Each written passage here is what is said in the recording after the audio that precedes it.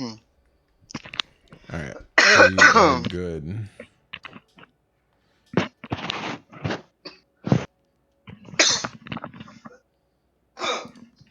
You fucking done dying over there? Taking Jesus a fat rip, Christ. Hey, I told Caesar I was getting high for this one. All right, not my fault. All right, well, I'm going to start it off. Welcome, boyos and goyles, to tonight's 10th Delinquent Mods podcast. We're going to be talking about the Freedom Convoy happening tonight. Well, happening in Canada, as well as the government crypto coin and the Forced Military Service alliances and the draft. So stick with us while we go through these topics, and hopefully they'll be interesting. If you learn anything, great. If you don't learn anything, great, because we don't give a fuck. All right, start off, Caesar. What do you want to talk about? I'm kind of excited to talk about any of these things. I'm down to talk whatever excites Kyle or Justin. Justin, since you're a special guest, we got a couple things, a couple topics. Any of them interest you, or do you have something that you might want to like bring in? Honestly, I've been wondering about this convoy. I've heard some things, but haven't gotten the chance to look into it. I'm honestly kind of curious as to what the hell's actually going on. I'm pretty well versed in it. Ooh, all right, I like it. I've been almost nonstop following it since the inception. It's Cool. pretty simple. The Canadians have been constantly adding their vaccine mandates to different like business sectors and whatnot. And then they got to the truckers, and the truckers were like, why? Like, we're like on the road. And they're like trying to mandate it, and they just got sick of it. And so they're like, you know what? We're just going to go drive to the Capitol, and we're going to go protest. And so a bunch of them started convoys in different parts of the country, and they drove to Ottawa, and they're just chilling in Ottawa. And now they're like, it's pretty big, because like they're at the border in a bunch of places now too, like in like the US and Canadian side. I'm pretty sure, like I don't even know that part that well, because that's like newer stuff that's happening, where they're at the border stops doing the same thing basically. But why the fucking trucks? Why did it take, like, because I get it, like, they finally stood up, but why the hell did it take that long for them to, because, like, I get the vaccine, all that stuff, but it's like, it took that long for people to just be like, yeah, no, this is fucked up.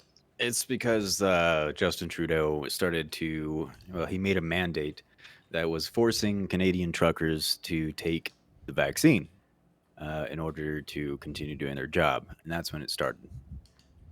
Right, but what I'm saying is, like, before it got to the trucks, though, it was hitting other parts of businesses. And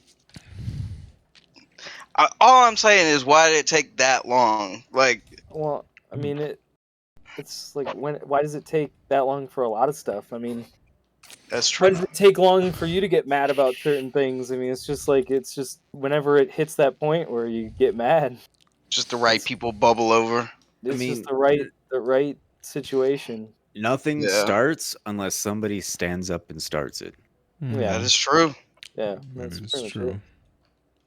So, I mean, people will be angry, and they'll just keep going to work, and they'll keep doing what they do, daily business, and they'll just be angry at home. And then one day, somebody will stand up and be like, nah, enough is enough. And they're like, yeah, you're right. I'm going to fucking follow you. Let's go to the Capitol, and let's protest this shit. Yeah. Yeah. So, Justin, are you saying, like, why did it take until, like, it started to affect the truckers, for the truckers to do anything about it instead of, like, the general population? No, just anyone in general. Not like, why did the truckers wait? Just, like, in general, like, as a society, why it should be mandated. Like, especially for America, our whole thing is, choice, freedom of choice. Like, if someone doesn't want to take it, whether you think they're right or wrong, they should have that choice. Well, I mean, Canada's completely different, though. Like, right now, they definitely I'm well aware. Some crazy ass lockdowns and shit like that. So yeah, they've been like that for a while, though. Yeah, and So, Australia. oh, I'm still trying to go to Australia. I have a friend that was in their Navy, and I don't even remember how we even met, but I still talk to her. Like, I'm trying to go over there to hang out with all of them because I haven't seen them in forever, but I can't because everything's locked down. I think the main issue with the truckers, though, from Canada and the U.S. is that all of a sudden they had to be vaxxed to like cross the border, and that's why it created such an issue. Yeah. Yeah. I mean, they're threatening livelihoods. I mean, Oh, these 100%. guys are just like truck drivers, man. Like they just want to drive goods and make money for their families. Like, Well, and if you know and to what put their livelihoods at risk, like, I mean, just Yeah, Mm-hmm. but I mean, even if you know what a trucker does, like their routine, they don't come into contact with many people. They stop at gas stations when they need to. Like they get to a place, pick up a load, and I mean, well, there's times where they don't even come face to face with those people. well, I think they do carry a lot of potential for spread if that's, but like at the same time, like these guys were essential workers. Like they've been doing this from the beginning. Like this is 2 years of them. They've been doing this, and Yeah, like like they're either already have spread it or like they've already gotten it. Like are they continuing to spread it? Like there's not really any studies on it. Like as far as I know, I mean it's just they just don't want to do it. Like if they don't have to. But the thing yeah, is like a lot of the protesters have gotten vaxxed. Like they're not.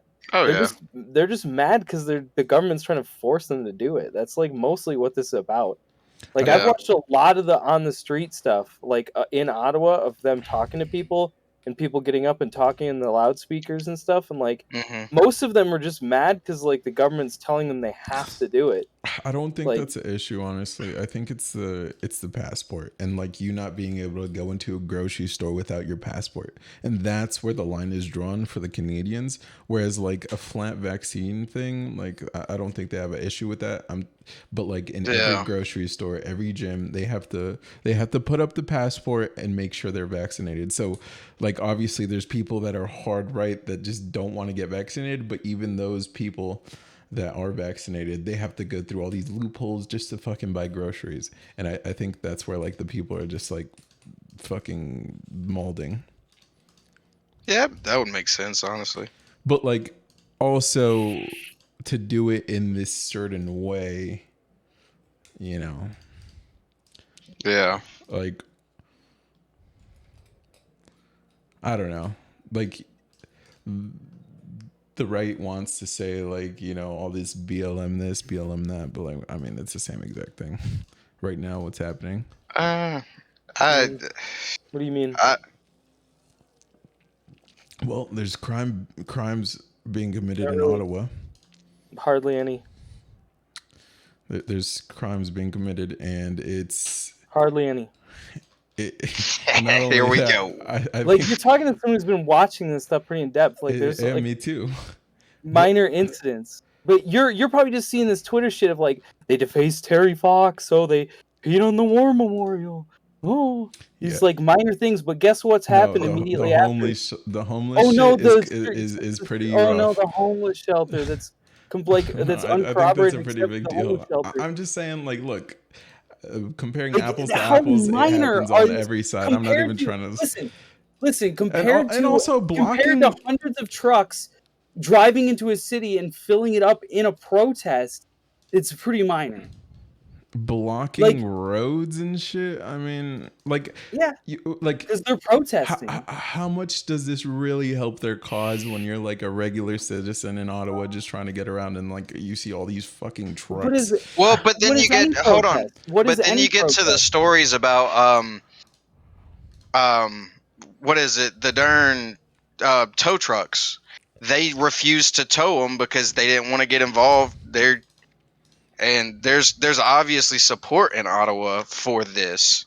I'm just saying it's fucking ironic. And like you want to like the people that say comply, just comply. Well, like I mean, why don't they comply? and get You'll this never hear me say that. shit out of there. That's like, at least be consistent with it. Like, I fucking fuck the cops if you're gonna fuck the cops, but like, be consistent, right? So how should they protest? Or like, if you support the cops, but if you don't like the cops, don't like the cops, no matter what. Well, so protest, typically, you get approved to protest in this specific area, and you could have your marches. Like, this is how like the LGBTQ marches happen, X, Y, and Z. I don't think it's ever happened in this scale where a whole bunch of vehicles, especially trucks, are blocking like the main roadways and the highways trying to get to Ottawa. So, it's a little different. Would you say? Are you talking like just pure size of? Would you say truckers are the working class? Mm-hmm. Yeah. And they're rising up.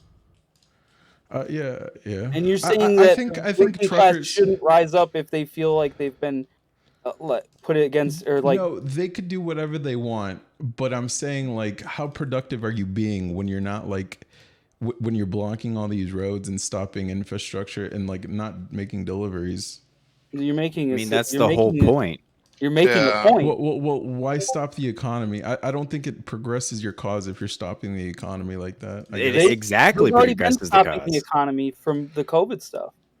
But that's exactly what the truckers are saying, is like, you don't force us what to do because we do all this stuff for you. But then we're supposed to bend the knee to the truckers' demands?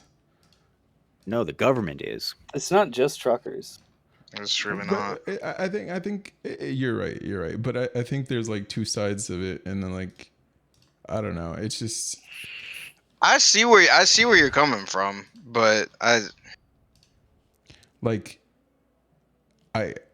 we just haven't seen something like this where it's like all these trucks are just blocking traffic and in Ottawa just causing a ruckus.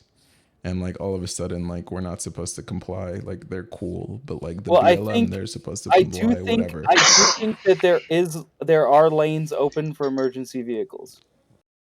I'm pretty sure they left a lane open for emergency vehicles. I did see that, but I mean, so they're not like completely blocking everything.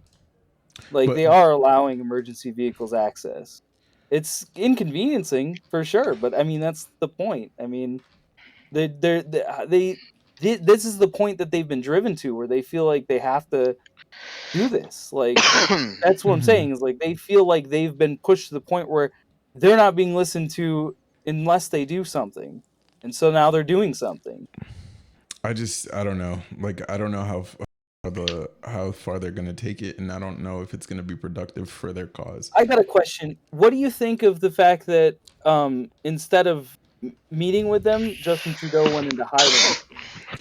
I mean, I don't really care about that. Like,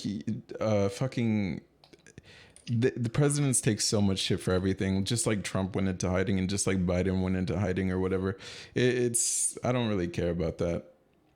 What do you mean? Trump went into hiding? When? Like, when he went to the bunker. Remember that? Like, Trump going into a bunker. Yes. Let me try to pull it up. Well, I remember him. He went out and he spoke at January 6th, and then he also, when they were doing those riots, and he did that really bad photo op where he crossed the street to go to that church. No, like, he went. He didn't. Yeah, that I was mean, he bad went. luck. He still went out. I mean, during that. But you guys remember the bunker where everybody accused him of going in the bunker? Look, it just doesn't matter. If your head of security is telling you, like, look, we're going to keep you as safe as possible. Like, let's get you the fuck out of here. Like, that's fine. So you're saying he should run and hide from like a peaceful protest and not go talk to these people that are clogging up the capital city of your country to figure out why they're doing it? I don't expect any president to walk out of like the parliament or where the fucking candidate is and like make a speech right in front of them. Like, Trump would never do that. Biden would never do that. I just don't expect that from a president anymore. Maybe if this was in the 1950s where like. I disagree then. I guess I just disagree. I think that anybody should. So you would have liked Trudeau to just walk out and give like a big speech, kind of like. I think he should have given it a day. Shit. I think he should have given it a day to make sure that it was like not like some crazy like coup terrorist like crazy shit. you know. And then when you realize that, oh yeah, it's just like a bunch of truckers that are protesting and people that are like pissed off about stuff. I Like, will maybe say I should this: go, like, the shit that he said doesn't help in general. Like, obviously, like that's why he won't go out there, because he knows that they're gonna hate him no matter what. bro, I mean, don't I think think any that's it. president. You think Trump, Biden, or Obama, or even Bush would go out if like there's fucking thousands of people protesting on the White House lawn? Like, If I it's, just don't think it's. I don't think that's I ever think a good happening. president would. I think a good president would. I mean, I agree with that statement. Especially if it's turning out like this protest is, where it's been like 4 days and it's been like very few incidents. I'm just saying, like, your head of security is like saying, we probably shouldn't be here. You probably shouldn't make a random speech in front of all these angry people. Like, it's okay. Just like It's fucking go one somewhere thing. Well, then what kind else. of a leader are you? What kind of a leader are you at I mean, that it's point? one thing if, like, for example, for like the whole Trump bunker thing, it was his Secret Service that told him that he needed to go in the bunker. It's not Exactly. safe for I'm him. arguing the same thing for Justin. It's another. Well, I'm arguing against that because they didn't say that he's going to the bunker. He's like, oh, I got COVID now and I can't be out there. So he's giving another excuse instead of just saying, hey, it's not safe for me to be out there, instead of being like real with it. And to be fair, Trump didn't say that either. He's like, I don't think it's safe for me to be out there, or my security team doesn't think it's safe to be out there. But the thing with Justin Trudeau is that he's throwing it off to be something else completely. Instead of saying like, I don't think any president's being honest with like them going to like any type of security compound or bunker or whatever. Like, no president's Why gonna would like. they? So like the main story, if you really want to be really like, if you really want to like have a headline, it's like Justin Trudeau flees from Parliament down to like his bunker or wherever the fuck he is, and he's using the cover up of like his family getting COVID for going there. But I don't know. I just think like your head of security is just telling you, just leave. There's like there's thousands of people coming to the Capitol. Just like go just stay safe or whatever. Like, I think that's reasonable, and I don't think any president is like saying that they're fleeing the. Yeah, I can partially agree with you that like that, you know, there is a security threat, but the question is like, you know, if you're that scared of the common people that are just coming to peacefully protest, I mean, and he's got the excuse that he's got COVID, which is a very convenient excuse at this time.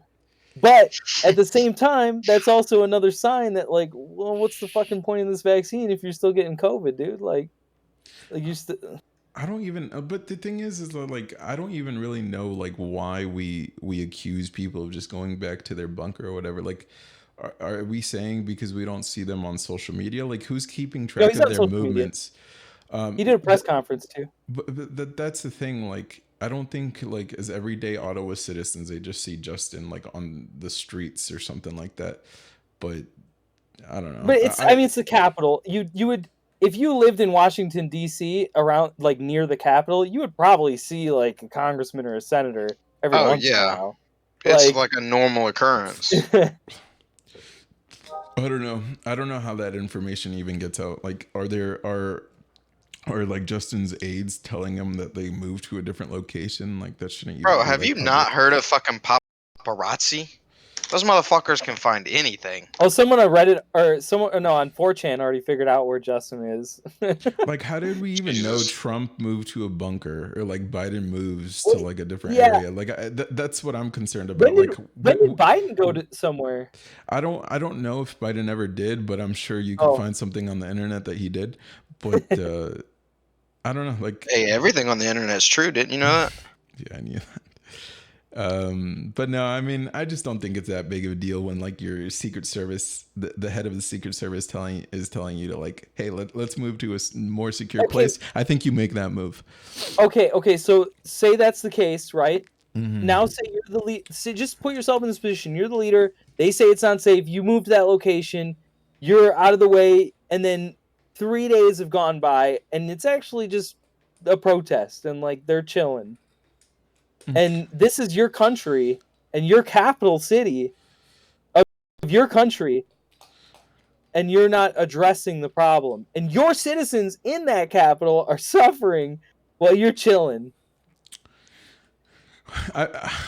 Like I said, I just don't see any president ever, like, in the past couple decades, like, coming out in front of, like, thousands of protesters and making a speech. It's because they won't do it. Like, maybe you as president might do that, but, like, or me, or, like, anybody else in this podcast, but, like, just, I don't know. Well, see, then that, I guess that's sucky thing then, you know, is that, like, they wouldn't do that. Because, like, this is a serious problem. Is that something we should expect, do you think? I think so. I think if you are the leader of a country and your country's capital gets filled up with your country's workers and they're pissed off at you, that's kind of a big deal. Like, I mean, when the workers of your country are so pissed off at what is happening in their country that they've filled your streets and they're clogging up your capital city and telling you enough is enough, that it might be time to talk to some people or do something. I just feel like let me AFK for 5 minutes. I'll be right back. Just had to point that out. That was a very expressive leader right there. It's just like, that's, to me, like, I think, I don't know, I just think leadership, like, when I think of leadership, I think of someone that leads people and actually, like, communicates with people when they're happy or unhappy. Yeah. Like, I don't know, like, well, them doing that shows a part of their character. Where's like the Oh! Part of being a leader is definitely confronting the issues, especially the issues that are literally quite right on your doorstep. And I don't think any. The fact is, all these people in our government and in Canadians' government and all these other freaking governments, they all call themselves leaders. But the fact is, none of them are leaders, and none of them were hired to be leaders. They were hired to be representatives. Well, for our country, they were hired to be representatives. Yeah. We are supposed to be the ones leading this country. They're supposed to be the ones just listening to us and doing what we say. They're not leading us into anything. We're leading ourselves. Supposedly, that's how it's supposed to work. However, we've been corrupt since fucking, I don't know, 1919, 1916. I mean, there's no telling. I mean, let's see here. It's just, things have just gotten so bad, man. It makes life enjoyable, right? Well, the question is, like, what, like, you know, let's say, okay, so what do you guys think about what happens with this, right? So we know it's happening, right? Yep. So what do you guys think is going to be the conclusion to this? I know what I hope it is. What do you hope it is? I hope they'll, just chill with the damn mandates, all the passports and that crap. Like, and basically, here's my stance. I think you should get the vaccine. That's my opinion, right? But I'm also on the side where I don't want to have to be mandated to do anything. Like, that irritates me, and hopefully it'll do something to at least stop that, where they're making everyone get it. I don't think anybody should be forced to take a medical procedure. I think that exactly what you do with your body is between you and your doctor. And if your doctor's like, I don't know if you should do this, then you shouldn't do it. And the idea that your state is telling you have to do this, and they're threatening to take away your livelihood, I mean, I can see why they're doing it. Yeah. I mean, I've seen it happen to people in the U.S. where they're basically saying, like, you got to do it, or, like, you know, wink, wink, you know, like, we're going to fucking get rid of you. Well, especially so I'm like exempt from this because I don't have kids or a family. Like, I'm like irrelevant in this. Like, but I know people that have kids and a family. Like, what are they supposed to do? Like, if their job that supplies their kids with food and a home gets threatened, what do you think they're gonna do? They're gonna take it. Like, they're not gonna say, like, oh, they're not gonna quit to protest. Like, they're just gonna go with the flow because they have fucking kids to feed. And Well, a family to take care of. Especially in states like mine. Like, I don't know where y'all live, but my state is a right to work state, I believe is what it's called. So you can get fired for really any reason. Like, it's really easy to get fired here too. So if you don't get the mandate or the vaccine, I mean, all they have to do is say, "All right, I don't like that. You're fired." And so states like this, it's even worse because if the business owner thinks you should get it, you either get it or you don't have a job. Mm-hmm. So states like this, it's actually harder. Mm-hmm. So the thing Like, is, another part of it is because we do have HIPAA laws, and vax passports just go against HIPAA laws in general. HIPAA laws are made to protect you and to prevent anyone from knowing your medical history or your medical conditions, unless if it's something they need to absolutely know in order to save your life. So the fact that restaurants are or gyms or whatever is requesting to know not even requesting, demanding to know your medical information is in itself law breaking. It breaks it. It's against the law to do that. And the fact that it's not being enforced just goes to show that laws really don't matter anymore. It just depends on what the cultural census is. Some laws are okay to break if the people say it's okay to break them, or if the government says it's okay to break them. Usually, if it says the government, because they're the ones in right. power right now, and it shouldn't be that way, but it is. Um, but the fact is, these rights have been given to the people for a reason, and the fact that our government is not their one and only job is to protect our rights, and they're failing at that hardcore. But isn't the whole point of the U.S. like a free market economy? So like, why wouldn't the businesses do their best job to like?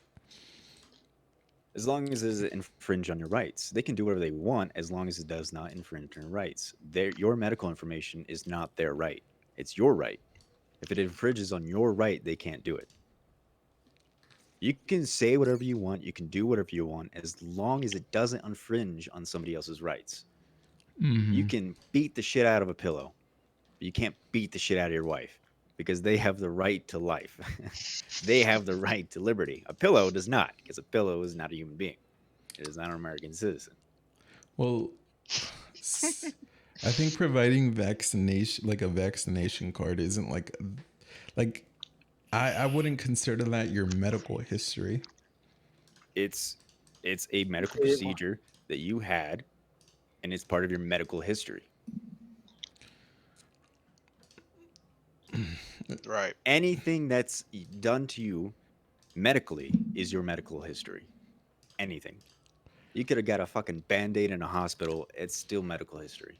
The thing is that like if COVID didn't happen and like my employer asked me for like a vaccination card, I don't think we'd be stressing about it. I think a lot And of I people would be understand where you're stressing coming about it. from Yeah. on that, but it's not about like this whole thing's it's not about, what people think or what they would be willing to do. It's about what the HIPAA law is and what it protects. And the fact that what the COVID passport is a direct violation of the HIPAA laws. There's no Mm-hmm. opinion in it. It's just it's breaking the law. That's the argument right here. Like for example, if That's what we're saying. Is your vaccination status a sensitive patient health information? Is Yes. that sensitive? yes, anything that has to do with Yes. you and a hospital, you and a doctor, you and a psychiatrist, you and anything that's private medical information, it's literally called private medical information for a reason. I, It's because it's I Even the private. peanut butter shot. I had to disagree. I think a vaccination card's not. It's it's a Yeah. little different. It's a little different. It's not different at all.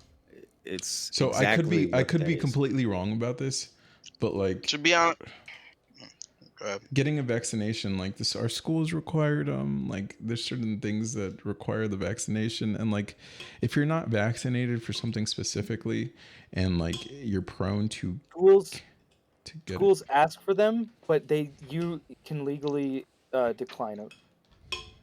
Okay.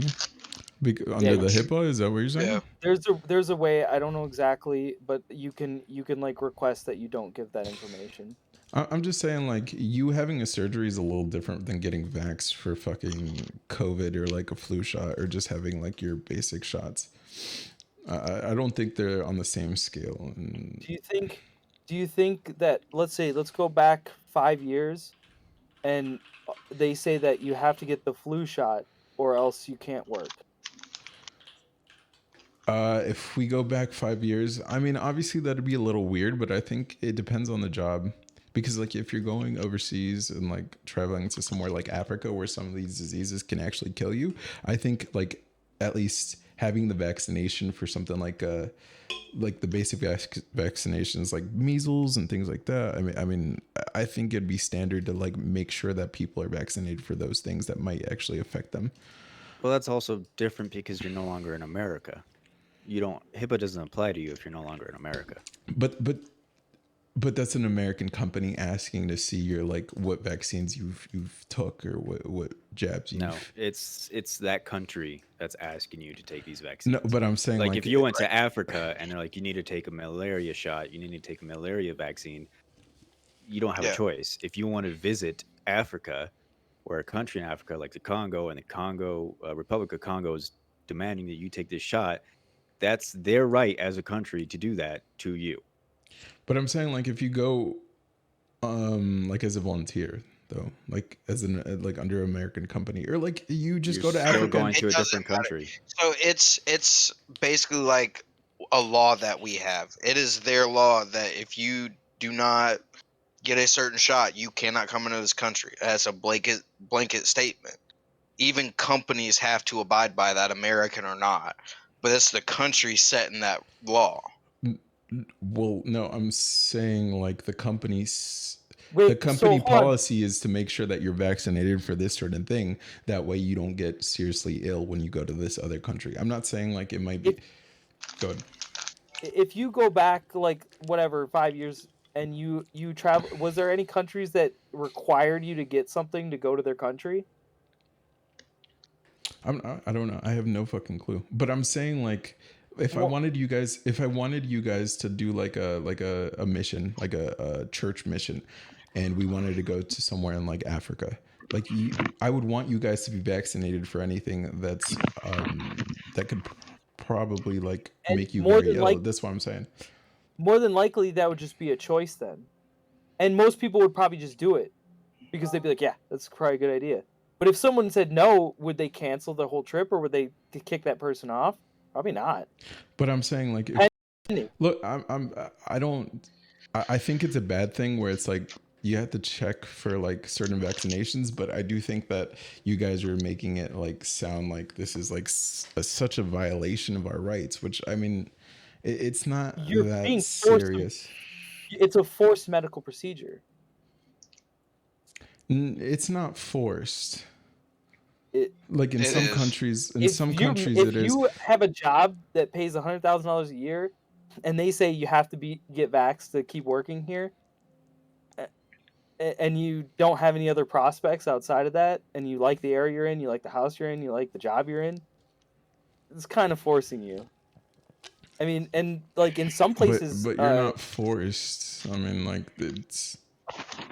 Yeah, you can just quit your job, become homeless, and eat off the floor. I mean, come on. Well, hold on. But all right, I feel like that was a little bit of a bad example. Hold on. But like, isn't that the whole whole point? Like, hey, like you're not forced to do anything, but you go homeless if you're not forced to work at McDonald's for $7.50 an hour. Like, well, go ahead. Here's my thing about it. That was kind of a bad example because $100,000 you're usually in a position to where you can find another job. But what about I had 3 kids? Well, yeah. Okay, I'm single. I live by myself. I don't know. But like the people that make barely enough. 25,000 a year. Like that's what they bring in, a low income job, and then they disagree with the vaccine. They don't want to get it. They're barely making ends meet right now. If they lose this job, they lose absolutely everything in a heartbeat. And when you add in kids, it gets a whole hell of a lot worse. So especially for low income people, it is extremely hard to say no to the vaccine mandate, even if they highly disagree with it. Mm-hmm. And that's one of the things is the people that are not well off. Like, if let's say you put mandates on like grocery stores and like all these like you start cutting them off from like their ability to live a normal life unless they get it. We're not talking about the U.S. though, right? Because I feel like in Well, the U.S., I mean, we this is started out super talking about relaxed. Canada, and Yeah. Canada has a lot stricter of policy. Yeah. So like I see what you mean. You're not forced to do anything, but at the end of the day, like you're probably gonna do it because it's exactly what it says. Like it's a backhanded forced. Yeah, it's like a manipulative forcing. Like you're saying, right? It's like, well, you could find another job. Yeah, you can, but like if you work this job for 20 years and you're comfortable there and like you can't take the hit for whatever reason. Well, it's that's like, the thing. Like the capitalist righties, like would rather you like be forced to work 3 jobs. Like I don't know, like force isn't the right word for it. I just don't think it's the right word for your thing and my thing. Like, I mean, like you're not forced to do anything. You could be homeless, but that's the society we live in, where like you have to work. That doesn't make it right. Just because you have to doesn't make anything right. Well, there's a lot of things that don't make sense and isn't right in the world, right? So no, we shouldn't add to them. That's the difference. Like you're saying, like if you're forced to work, that's one thing. But if you're forced, it's about not being forced to do something you don't want to do. If you don't want to work and you want to be homeless, for example, there's a lot of people in California right now that don't want to work and they would like to be homeless. That's their right. But it's also your right to not to be forced to take a medical procedure. I mean, we've already gone through this with the Tuskegee experiments and no, the Nazis thing is, doing shit to Jews, let me be forcing clear. them through fucking tons of experimentations with it's vaccines. Because Kyle said forced. Like it's actually like they put a gun to your head and make sure you take the vaccine. You're not forced. If you take away their livelihood, if you take away their food, if you take away everything away from them, that is forced. Well, it's not fair to put forced as in the only explanation you give is because hold on, hold on, listen, hear me out because I'm agreeing with you. Let me explain my forced first, because this is the government. This is the national government of Canada that is putting out these mandates. The government of Canada is backed by the police of Canada. They are they have the right to use force on citizens. So saying that you have to do something is saying that they are being forced to do it. Right. Well, exactly. Well, I was agreeing with you. The point I was trying to make was the fact that saying the only way someone's forced is with a gun in their head isn't really justified, because there's hundreds of thousands of ways that you can use force, or you can force someone to do something. Well, implied force is pretty strong. Exactly. So it's not just you got a gun to someone's head. You're saying so many ways. But I feel like there's implied force for the homeless as well, is what I'm trying to say. And the reason why I bring the homeless thing up is because like I just think that if we're gonna say that you're getting forced to get the jab, I just think these homeless people might be forced to be homeless. And how are they forced being homeless?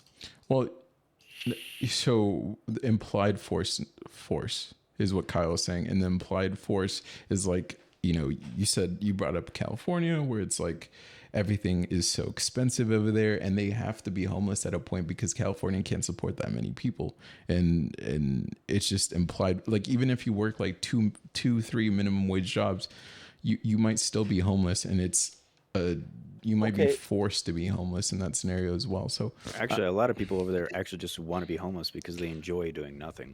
Well, and on top of I'm that, just saying, like, it could be applied to something like that. There's a lot of factors in what you're saying. But so, like, but you keep adding variables, like the police are like forcing you to do something. Like, the police aren't forcing the Canadians to do anything, as far as I know. And now you might want to bring up Australia, because that might actually that might actually be happening there, where like the police are dragging you out of your house. But like, these Canadians aren't forced to do anything, and I don't think so. I don't think. So they're mandating that truckers get it. And they have little scanners where they scan you at the like border crossings and whatnot, and they know if you're vaxxed or unvaxxed. If you're unvaxxed, you can no longer do anything. You can't cross the border in. If you're a trucker that, like, let's say lives in Canada and you go across border, or let's say you're just a trucker in Canada, you know, and they're saying that your company is now going to be mandated to make sure that all their employees are vaxxed. And if you're not, then what happens? So like, we don't have all the facts. So is it the companies, the government, or just crossing the border? Because the government's telling all these truckers they have to be vaxxed, and you think that's forcing them, because otherwise, like, they just quit and like become homeless all of a sudden, and they can't do anything else. Is that what you're saying essentially? It's forced because like, but I'm saying, like, it wouldn't be forced because they could quit. If they quit, that's by choice. But what if they don't want to quit? It's their what if right. They don't want to quit? No, well, I'm just kind of like, I just wish we the detective's like case has asked for a hint. More, but I mean, we're arguing about the definition of forced, so yeah, not only any amount of research will help us with that. I mean, this whole force. But I'm saying, but Kyle brought up that, or I think you, Tickleware, said the government was forcing them, and like, right. I'm gonna take that word. I'm gonna take your word, but like, if it turns out not true, then like, we're like, okay. So forced, obtained by imposed, or imposed by coercion. The detective's case has asked for a hint. Obtained with effort, affected or unnatural, having its development or maturity artificially hastened. So by coercion or physical power. So coercion is a big part of it. But I'm saying, like, is the government in Canada putting in these mandates, or is it like simply crossing the border? That. It's the government. I got an article. I got an article from January 19th. That's like, I think this is what sparked this all off. A COVID-19 vaccination requirement that will bar unvaccinated drivers of freight trucks coming from Canada to deliver goods across the American border this month may exacerbate supply chain issues for auto parts, experts say. An estimated 12,000 drivers could be prohibited from entering the United States under the mandate that may take effect Saturday. So you're saying crossing the border?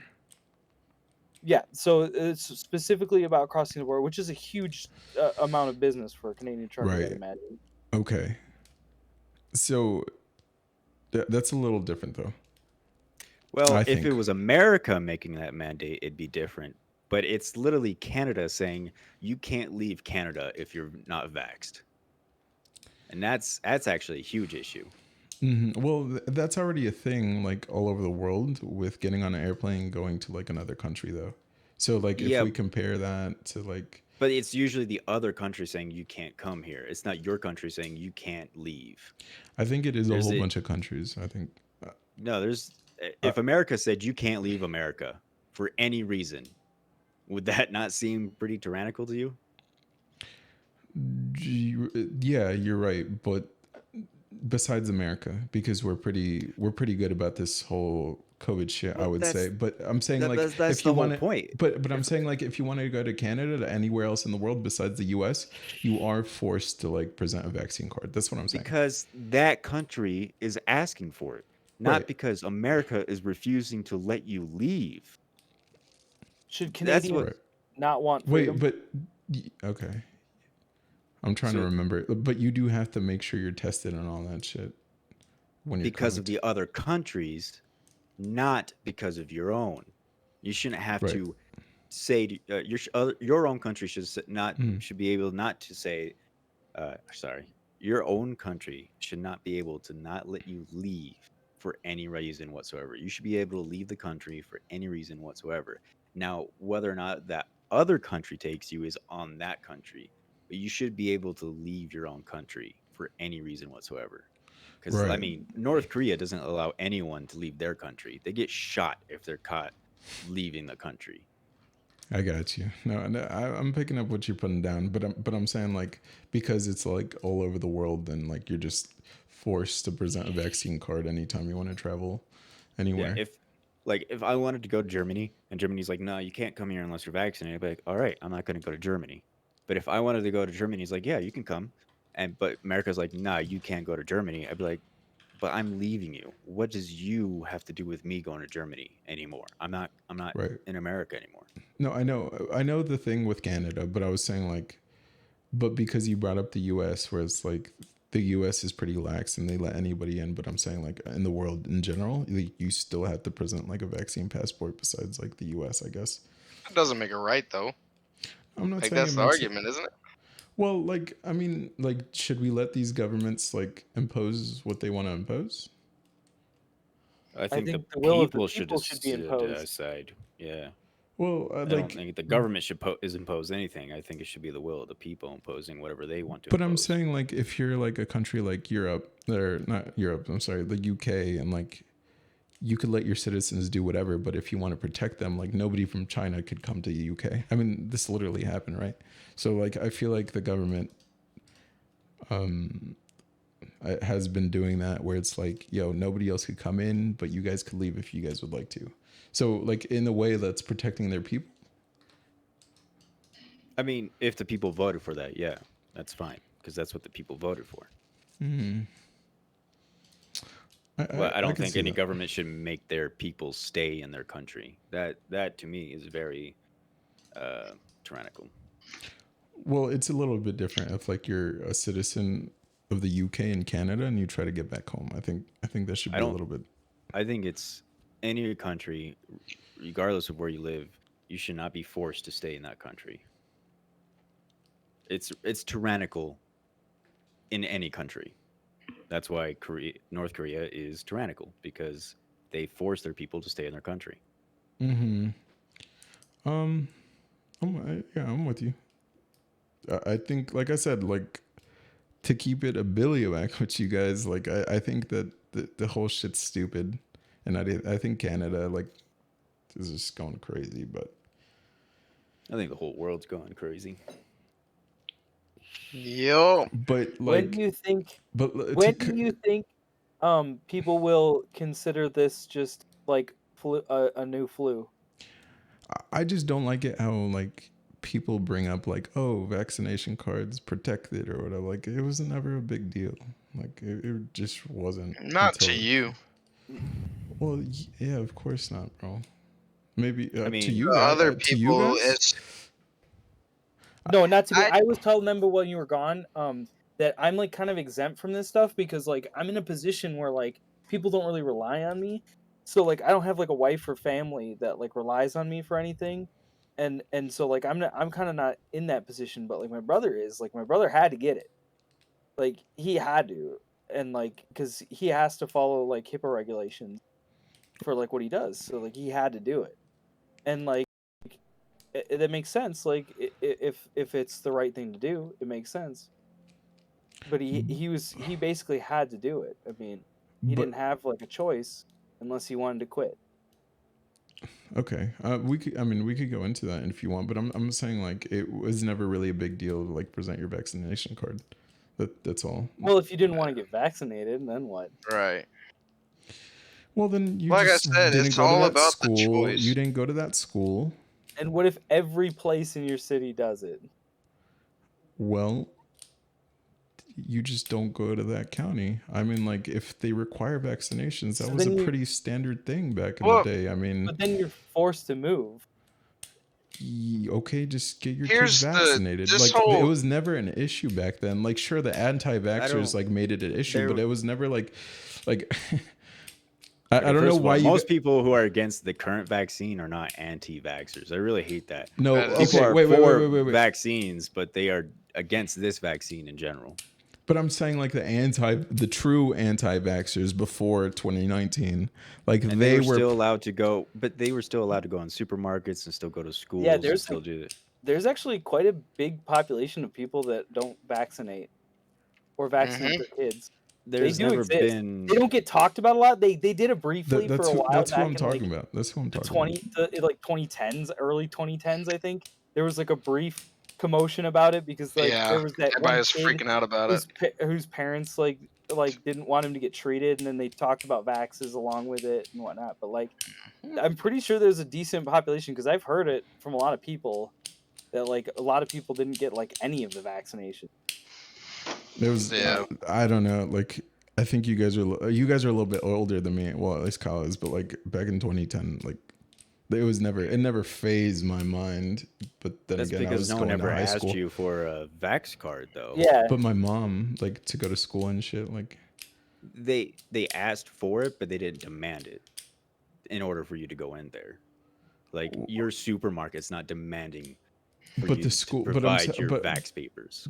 But the schools did, I think. I'm not too sure how it worked, but you're right. They ask for it, but I'm pretty sure that it's something that they ask for, but you can get like exempted from. And plus, it wasn't too big a deal. Like if you didn't have a vaccination, you just get vaxxed.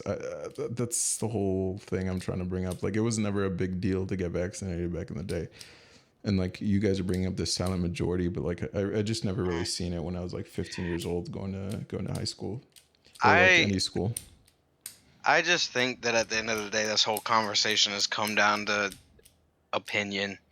Honestly, it's you either think that that them not giving you a choice is okay, or the fact that they don't give you a choice is the problem. I feel like that point of view is all it's ever going to boil down to. I mean, I empathize with the people of Canada because like you literally can get in a supermarket if you're not vaxxed or a gym. But at the same time, it's like you could argue the both detective's sides. Case has asked you could for argue a hint. that if you're not vaxxed, you're like hurting other people's freedoms. And you know, people could debate about that or whatever. But let's head into like another topic that way. I actually have one I would like to bring up. I want your opinion on it. It's gonna be quick. All right. Have you heard about the controversy with Whoopi Goldberg? I have, yeah.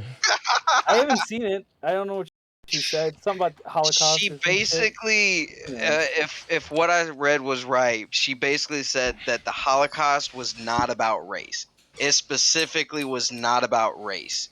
And she refused to fucking backpedal on it. And it got so much heat. I think no one should ever watch The View. Yeah, I agree. But she said that the Nazis and the whole Holocaust thing did not happen. It was not because of race. And she was saying because, you know, all white people are the same. If you're white, you're white. It's not about race. They're not killing each other because they're not white, which is wrong. They were killing them because they were Jews. But because okay, they were Jews is if you're Jewish, it's a different race than being Assyrian. What were the Nazis calling themselves? There's two kinds of Jews too. I think because there's Israeli Jews and there's Ashkenazi. Yeah, but like they're white. They're fucking Europeans, right? Like that's still a different race. I mean, Germans and Irish are two different races. Like people have been killing people like for decades and for centuries, like because you believe something different. I think maybe that's what she was getting at. I'm not gonna defend her because obviously, like, I don't really give a fuck. But like, the Jews, like, they're white. Like, if you're Syrian, race isn't just skin color. I think that they were killing blacks in the Holocaust. Like, I could be wrong, but I'm pretty sure they were killing disabled and blacks. They killed anybody that wasn't a healthy, blonde-haired, blue-eyed person. That's mostly had to be tall.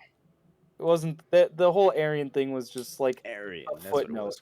Yeah, that's a footnote. That was like a small part. That was not a big part. They just believed that they were the superior race, right? But the main thing against Jews was mainly Hitler. because he was saying that Jews are an inferior race. They're the ones that's taking all your jobs. They're the ones that's taking all your money. They're the ones that own all the banks. They're the ones that own the whole world government. So they are the ones. Sorry, Hitler is the one that got most of the Germans to be really hating Jews because they're like, yeah, you're right. They are an inferior race. And why are they taking all this shit from us? So next thing you know, they're getting in the camps and they're being gassed. So it was mainly about one guy's hate towards a certain race, and then he just fucking shared it with everybody else, and people Well, let him. First of all, the question becomes, what is the definition of fucking race? yeah, that's really the definition. I'm looking that up right now. We could look it up. That way we could be right about it. I'm in it, and there's a lot. That definition changes so there is much a nowadays. There's okay, here so they have 1A.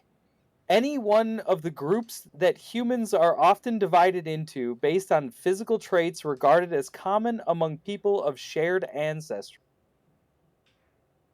Okay. So like the Jews. Yeah, Jews had brown hair and brown eyes. Okay, B. This one's considered dated. But it's also in here. A group of people sharing a common cultural, geographical, linguistic, or religious origin or background. That's the one considered dated. Now there's one considered archaic. The descendants of a common ancestor, a group sharing a common lineage. So and then 2A. 2A, a group of living things considered as a category. That's How broad is that? If super broad. If you're a Jew and you had to fill out like a questionnaire and the bubbles come up, which race are you? Are they filling out white, black, American Indian, Asian, Native Hawaiian, or two or more races? Why are you filling those in? No, just answer. Okay, whatever. Like fucking. Dude, have you ever just put a random one down? I think being Jewish is like you have a set of beliefs. So wait a second. You're not a race if your fucking box isn't on there? Is that what you're saying? No, well, a race is a social norm, right? You're not a fucking race because your box isn't on there. I put other, and then I put ginger on every single one. Bro, I've put Portuguese on one. I don't think I look Portuguese. I'm gonna be honest. Generally, when we think of somebody being racist, it's probably not like because only white people can be racist. I forgot about that. Probably like skin color. On the new definition, it is. But I mean, look, that's a laughable argument. They were slaughtered because of their beliefs, and the Jews are a race, but at the same time, a group of living things considered as a category. The broadest statement we can get here for race. I mean, even if you go by that first one, it was that you could still put them in that category. Yeah, because they did have shared physical correct qualities that were different from Germans. Well, it wasn't Hitler like supposedly a Jew anyways? Like the whole thing is like, I think like Whoopi was like, well, it's not about race because they were both white. So, and then everybody's eviscerating her. Which, I didn't even listen to what she said, and like I'd have to listen to it. I don't know, like I don't know if we can play it or whatever, but like I doubt it was that ridiculous. She was probably just saying it wasn't against black people, but I'm pretty sure they did kill black people in the Holocaust. No, she was saying it wasn't about race. So it's her exact words. It was not about race. She said it was about the inhumanity of man. Is what she said it was, which doesn't make any sense. No one starts killing a large group of other people because of inhumanity. That whole entire statement literally just doesn't make sense at all. Well, why would anybody kill anybody ever? I don't know. We don't know the question. I've thought about it. We don't know the answer to that. Justin, I know you want to kill a couple people, but maybe you could answer this question with this. But I think what I'm trying to get at is like Jews. The word race has been watered down so much. Like they're white, right? That's what we know them as. and like Hitler was white, the Germans were white, the Jews are white. It wasn't about race, is why she said that. But like, it was about race. I do believe that. It wasn't about skin color, but it was about. But when I call you racist, Kyle, it's not like you think like you're racist towards other people that are different colors. The detective's case has asked for a hint. Okay, well, is that not what you think? No, I mean, I think people are racist against gingers. Oh my god! And it's just accepted in society. I bet you that. I think people are racist against gingers, and it's accepted in society.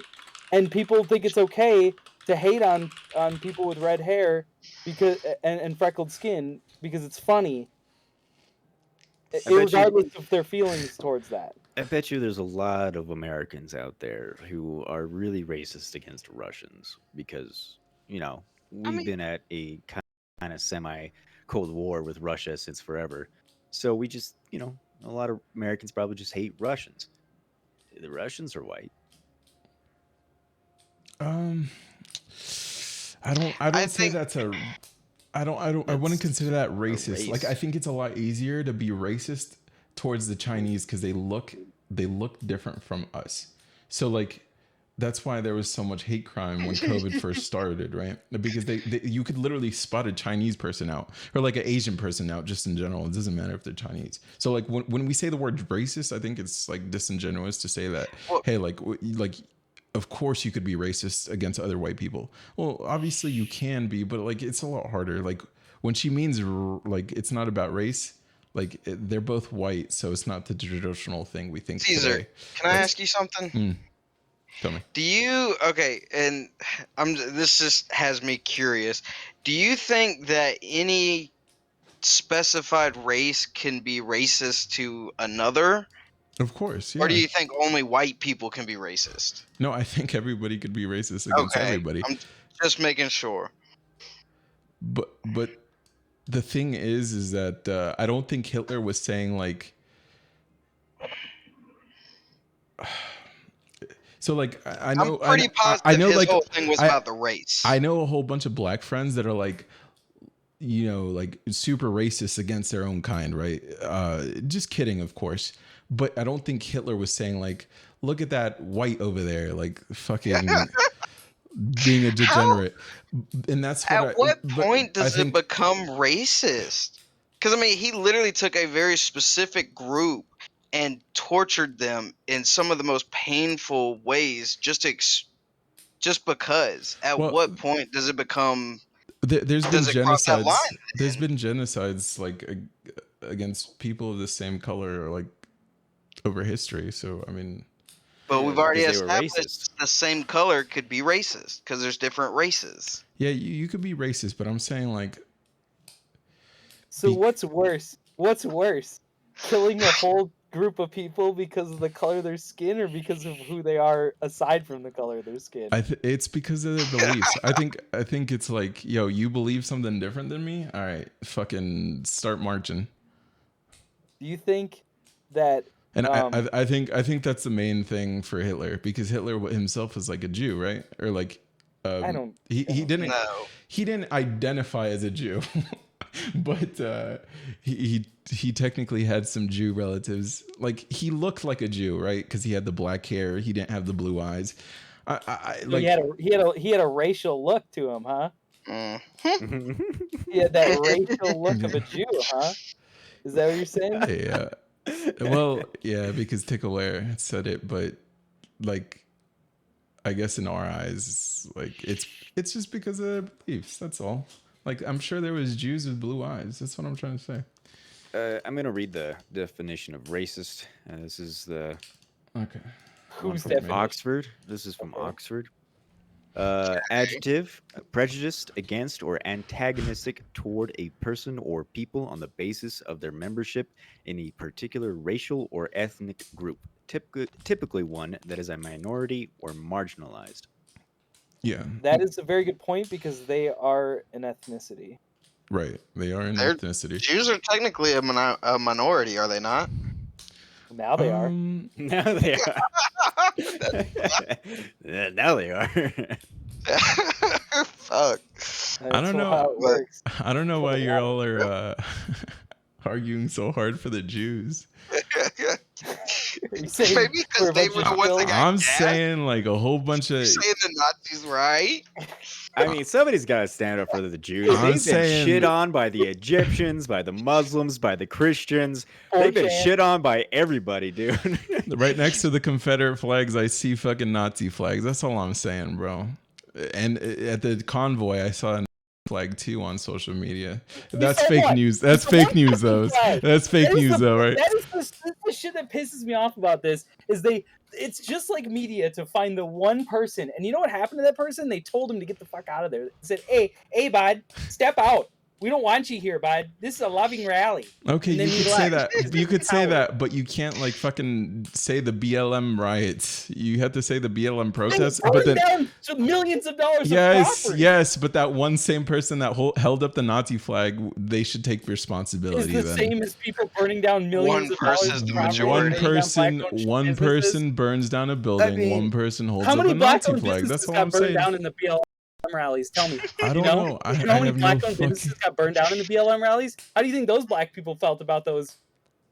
No, that you're missing my point.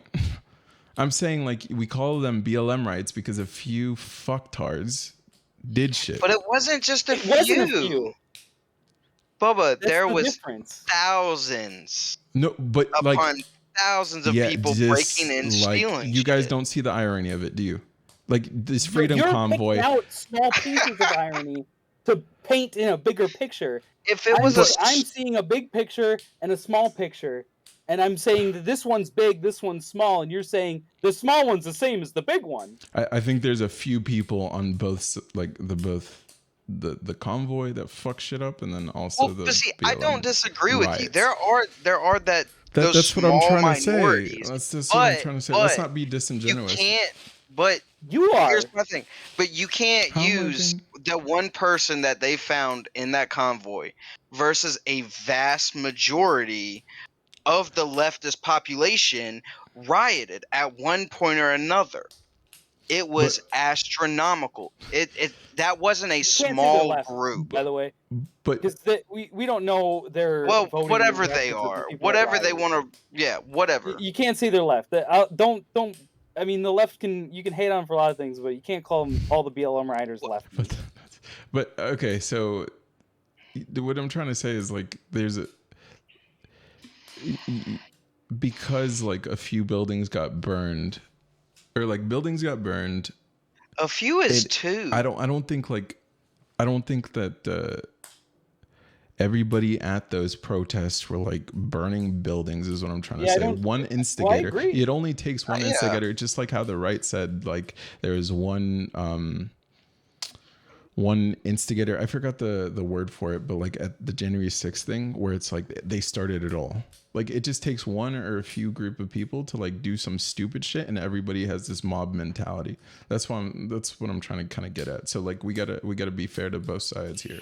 Right? What I want to say, well, okay, yeah, I'm not saying that the January 6th shit was fucking smart at all. Like, But what I'm trying to say is like there was a few people. Canadians. There's a few people that started all this dumb shit, and that's why it gets framed out to be a riot. Where like in reality, the BLM thing was a protest, and then like there was a few instigators that. But this is where I don't like it because you're saying there was a few. You're minimalizing the amount of damage and destruction that they did at all those rallies. So yes, there was a lot of people that peacefully protested, but there was a very, very big number of people that did damage and destruction and rioting in that crowd. A very huge number. January 6th, it wasn't there was a shitload of people there that day, and only a percentage of them did it, but there was still a shitload of them, and they were still fucking idiots. You don't hear something that was stupid and made the whole movement look like it's also the fact of the Canada's matter on that day 4, and they've got like the weakest stories. They've got a Confederate flag. They've got a Terry Fox statue that just had stuff taped to it. But you just dismissed the Nazi flag, though. Like that's what I'm trying to say. Like yes, one guy. Let me just dismiss one building being burnt down. You're saying that one Nazi flag is all right. Only 700 more. Shitloads of riots and burning. That's my problem. Is your equivalent. So like the Canadian thing, like they also have like 1/10 of our population. So I feel like if that happened in America, like the story would be a little different. All of them are Nazis. No, I'm not. But like because there's one building burnt down, it's not like there was like a mass. Like everybody was just rioters. Is what I'm trying to get at. But it's on day 4, and there's like almost nothing. There's a fraction of the amount of people. Like the BLM thing was fucking huge, though. We gotta take that into account. So, but when the amount of peaceful protesters becomes smaller than the amount of rioters, there's an issue. But it never happened to be that way. Like the way it worked on when the BLM thing happened, some were protests, some were other things. What happened was during the day, they had the protest. Everybody was walking around through the city, right? It happened fucking everywhere. And like no buildings got burnt down, but like in my neighborhood, but I saw people walking up and down the highways and shit like that. They never really blocked traffic. Sometimes they did. But that's besides the point. My point is when it turned to night, that's when shit got fucked. And that's when like the mob mentality kicked in, and like the few people that were out there during like the nighttime, they instigated all that shit. But they were the few. It was the less than the amount of people that were actually protesting. You can't say that. You can't like shake your head because it's true. Matters. The percentage matters. Sure, like I agree, it does matter. But I'm saying like. You're trying to equate something that's so completely different. But no, I'm not, because you're saying like one dude held his Nazi flag up, right? So you can't apply that to the Freedom Convoy, right? Yeah. Well, like you can't apply everything that happened at the BLM riots, how you guys call them, to like all the BLM movement. You see what I'm saying? But the highlight of those was how much damage was done overall. Yeah, and an insane amount of that happened. Right. Like it would be one thing if it was like one city, or maybe like if it was like one city that had problems, then I would be like, yeah, it was a pretty peaceful movement. But it was like a very large majority of the protests that turned into riots. And that's exactly... Actually, I would like to order a correction on there. This is based off of Wikipedia, so take it with a grain of salt. I mean, if you hear information from any website, any news source, no matter if it's Fox or CNN, always take it with a grain of salt. And none of these guys are fucking honest. They're all fucking, they're pushing an agenda, every single one of them. But according to Wikipedia, it was about 7% of the protests turned into riots. So out of 7,603, I believe it was, about 7% of that turned into riots, which still there was about $1 to $2 billion dollars worth of damages, highest since the Los Angeles riot in like 1996 or something, 19-something-6. So it is one of the most highest cost of damages, but not a majority of them were riots. A majority of them were peaceful.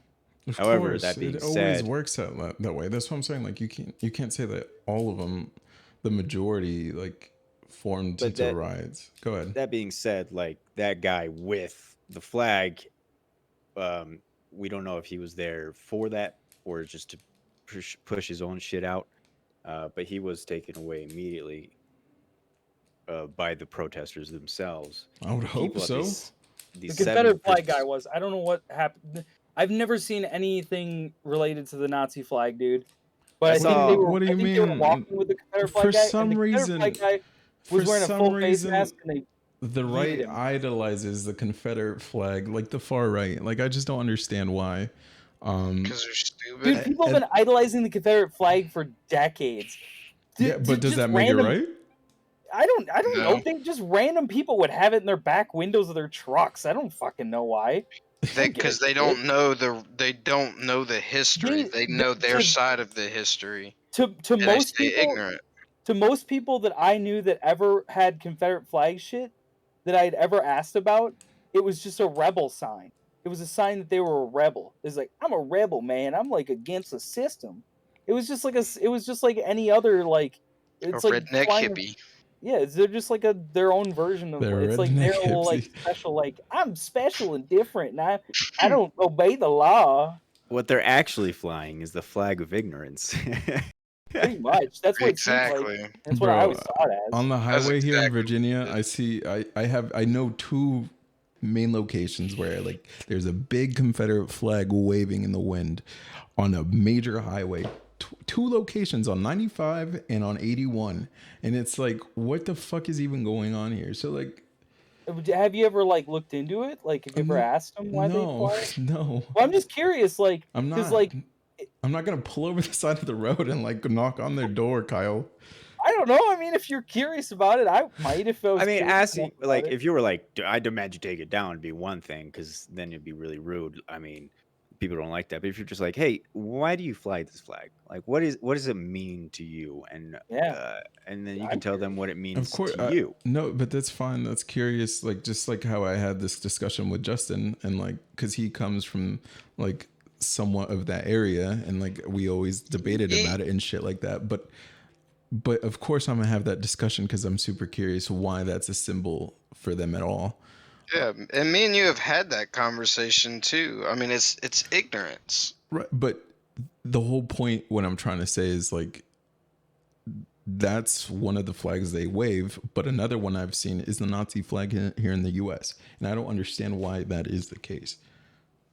I've seen. Well, I mean, that's where you need to ask because, like, I don't understand either. Because, like, I don't give a fuck. Like, Well, and okay, honestly, then I think ask people the people who burned down the buildings, Kyle, why they did it. I would love to know why they did it. Me too. And that's honestly. another thing. That's actually another point that I didn't get to. Like, there's a huge difference between carrying a flag and burning down a building. Sure. Like, if someone was carrying a fucking communist flag, I'd be like, all right, you're an idiot. Just like if they were carrying a fucking swastika flag or a fucking Nazi flag. I like, think you're a a fucking Nazi idiot. flag is a little bit on the extreme side. I would say carrying a communist flag is definitely more on the extreme side for sure. No. Oh yeah, for sure. You know how many deaths are attributed to communism? What communist flag are you talking about, though? Like, give me an example. The hammer and sickle flag. Hammer and sickle. sickle. Let me see if I can. But isn't that the of the Russian Soviet flag, right? That's the Soviet Union, but like that's the commie flag. This is known as the communist flag. To me, the Nazi flag is 10 times worse than the fucking Soviet Union flag. But why? It was nothing racial. Huh? Why is it worse than the communist flag? Well, for starters, a whole bunch of Jews died. And same with the other one. That's pretty bad. Yeah. Right. Yeah. The Soviet Union definitely did commit their own atrocities for sure. Not just the Soviet Union, though. But also the Soviet Union, like, I guess it's more normalized, right? Because you see it kind of everywhere. In video games, in video games. Like, I don't really see the hammer and sickle anywhere like that. But like, I mean, like, what you guys are trying to tell me that when you guys see a Nazi flag, it's the same as a communist flag, or the communist, the hammer and sickle is even worse. All right, well then we live on two different dimensions. Because the Nazi flag is the worst of the worst flag you could ever fly, and if you ever fly that around me, or keep it. Why? What? No, see, no. I'm not associating with you, Kyle. If you hang up a Nazi flag behind you, hammer and sickle. We're not saying we're gonna hang up Nazi flags. We're still saying the Nazi flag is horrible. We're just saying the communist flag is worse. I'm saying I find them equally retarded. No. Yeah, no, bro. You guys, please. This is what why I want to understand why you somehow think that one is magically better than the other. The worst atrocity in human history is communism. No, communism is just. The communism killed over 94 million people. The Nazis killed 6 million Jews. Sure, I don't like, but the thing is that like the communist thing, like that's their own government, right? Killing their own people. That's way worse.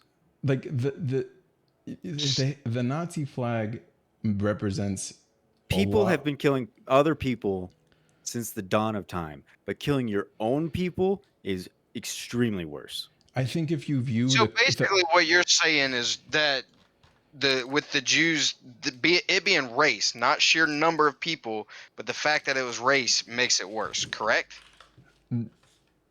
Me? Because yes, you're saying that but like the because the communist Jews were killed flag, because of their race, it's worse, even though communism killed a whole significant amount more. the communist flag. First of all, like when you call it the communist flag, there's a bunch of like communist countries, right? So like if we're referring strictly to the hammer and sickle, that's a little different. But the thing is that like if your own government kills your own people, that's not regarded as that big a deal. Unfortunately, it's still an atrocity, but like it's super fucked up. But I don't think it's fucked up as the Nazis just killing a whole bunch of Jews. Just like North Korea, like we don't give a fuck. Like as long as it's out of our way and not like fucking anybody over and it's not imperialist, we didn't give a fuck about the Jews. America didn't give a fuck about the Jews. We were not planning on joining that war at all. Until Japan attacked us. The only reason we joined that war was because Japan attacked us. By proxy, we were gearing up for it. We were helping the Allied forces. We had a stake in that war. We were sending supplies. And we were viewed as enemies by the Germans because they were sinking our ships, our transport ships. How many Americans wanted to go to war after just leaving World War One? Not that many. Almost none of them. Went until Pearl Harbor, baby. I honestly couldn't tell you. Now, if the American government I didn't know the genocide against American I didn't people, know the social. I don't know the social like ambiance at that moment, so I wouldn't be able to tell you. But like, I mean, how many Americans on average want to go to war? I would say most Americans do not want to go to war. I don't think anybody wants to go to war for Cuban at exactly. But the fact that we want to go to a war that we don't really have too much of, we do have some stake in, but not too much of a stake in. I would say is not accurate. Okay, but so do you think the hammer and sickle is worse than flying that around, worse than the Nazi flag? Yeah, for sure. I say no. Bro, like I don't know what kind of reality you live in, but like maybe the reality of I have a question. reality. I have a question for you. If you were in Kabul, Afghanistan right now, would you fly an American flag or a Nazi flag? Fuck no. I wouldn't fly any flag. If you had to choose, if you were in Kabul, Afghanistan right now, would you fly an American flag? American flag. You would never catch me flying a Nazi flag anywhere in my life. I would rather die with an American flag than fucking fly a Nazi flag ever in my life to live. Well, and they might see the American flag like the Nazi flag in Kabul. I don't even know what the fuck you're talking about, Kyle. Like I've never seen these pictures or tweets. In Kabul, if you have an American flag, you will most definitely die. Okay, then I'll accept my fate. But I'm saying and that's fine. They view you in a worse light, or would most likely. This is of course a fucking goofy. I don't see why they can't just be equally. But I'm saying that like the people there hate our flag more than they would hate the Nazi flag. Yeah. Sure. Yes. I just think they're equally horrible. I think that's a fair statement. But I think the Nazi flag is the worst of all. I mean, that's fine. So the Nazis, they enslaved people, right? Communists enslaved people. The Nazis did medical experiments on people. The communists have done medical experiments on people. The Nazis gas people. The commies have gas people. I mean, there's no difference between them. That's where they're both equally as horrible. The only reason I think the communist flag is worse is because they've killed so many more people than the Nazis. Yeah, but like when it's their own people, I just think we just tend to not give a fuck as much. Like just like North Korea. So like, do you think the North Korean government is like the top of your list on most hated? I would say China, actually. They do some horrible things, not only to their own people, but to Muslims as well. Right. We start to care more about the shit other people are doing to other people, like the Uyghur Muslims in China. Like all of a sudden we care about the fucking Muslims. And I mean, I've always cared about the Chinese people. I always care about I can't do anything about being fucking subjugated and tortured. That's why the Nazi flag represents so much hatred in my eyes. I mean, like if the Chinese were killing a Chinese, fine, so be it. But like when you're like enslaving and sending people to concentration camps, I think that's a little different. I'm sorry. So you're completely okay. The Japanese flag? Yep. What about that? How many Chinese do you think they killed during World War II? I wouldn't know that. Shit done. A lot. It's like, first of all, 10.2 million people in China died during the course I think of the that's a war. little different. It's actually a good question. Why don't we hate the Japanese flag? They were in World War II on the side of the Germans, They were on the side of the Nazis, and they killed a whole lot of Chinese people, Filipino people. Horrifically. Horrific deaths, like horrible deaths. I don't know if you've seen photos of people after they've been in Japanese internment camps after being captured, but they are fucking. Whoo, I don't. they are So not good. okay, well, it's a little different though. With the Why? Nazis, Because you've been told that it's worse. Because like Because you've lived Kyle, your whole life being told that it's so bad, Kyle, and you haven't studied these other things. Kyle, if you tie up, if you're at war with me, Kyle, and you kill my whole family, it's a little different than if you just killed your own family. Like I just wouldn't give a fuck because Japanese weren't killing their own family. But they were killing other people's families. But Japan went to war with the Chinese. The Nazis were rounding up Jews in Germany. So it's a little different. And in every other country nearby. Right, exactly, yes. But like the thing was is that they were already going to war with China. So you could kind of like, you could frame it so that it could seem like they're prisoners of war. And that's why they were sending people to concentration camps. Like, I don't think we'd have a problem with like waterboarding like terrorists, right?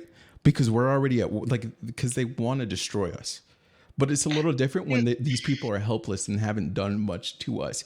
Now, you could argue that the Chinese didn't really do anything to Japan, but that's how imperialism was. So it was like another people that they were invading, and like China was fighting back. It was just like unfortunate that the Japanese were just better.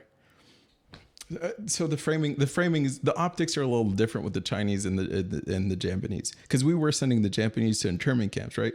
But the thing is that we were in war with Japan, like they instigated that shit. So like Chinese were fighting back, the Japanese were sending the Chinese to internment camps, just like we were.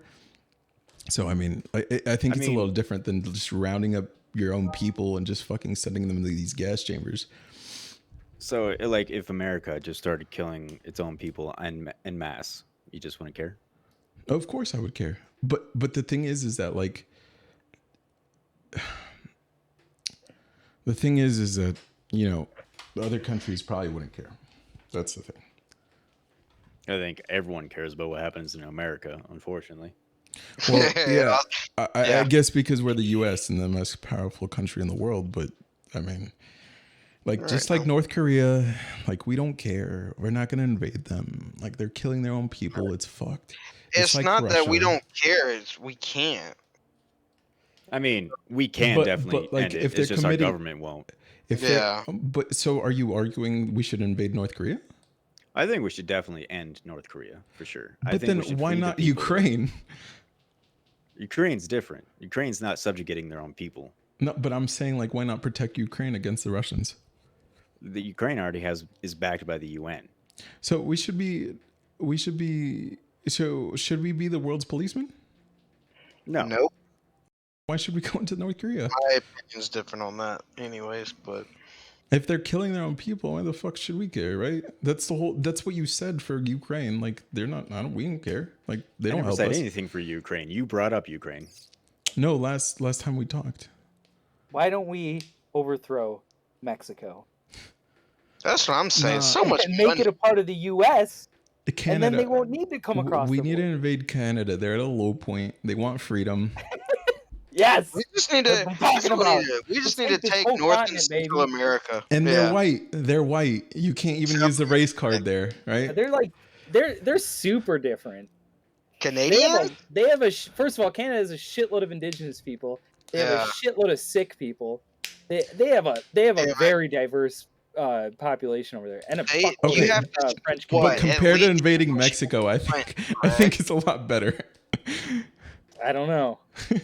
Like we'd be racist. I don't know. I think America would gain a lot from invading both Mexico and Canada. I like Mexico's food. Mexico's got a lot of good shit that we trade with. Yeah, why take North Korea? What do they even have for us? Exactly. Tigers. That's why we haven't taken them. Well, I mean, we trade a lot. We get a lot of trade and a lot of our shit from South Korea. It's just basically expanding South Korea and increasing trade with them, which would just gain more money for us. Do you guys support? It's the danger of South Korea being taken over. Do you guys support the draft? Yes. I think women should be added to it. I think women should be the front line. I Women should be the very first into combat in every situation to make up for all the years that we've sent men in the because women have been held back by the patriarchy for fucking hundreds and hundreds of years, right? So women should be frontline for the next fucking 10 wars. I don't. You're right. We should make this a matriarchy. We should let them women die in our place. Frontline in every war We should stay at home and we should cook the meals and fold their clothes. Yes. I don't have no problem with that.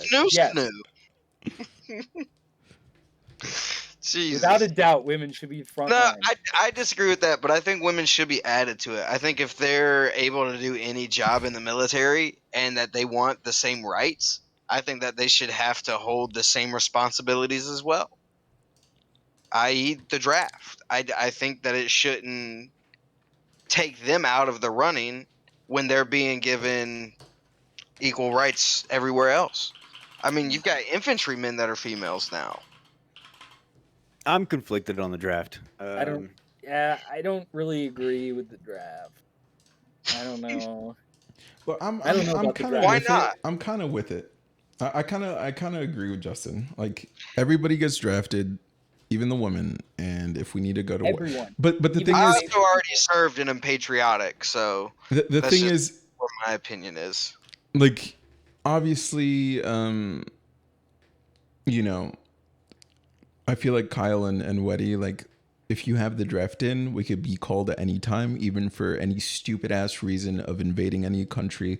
But the thing is that I think the draft, if Japan or if China invaded us today, I mean, would you need it though? Huh? If they invaded us? Would we need it?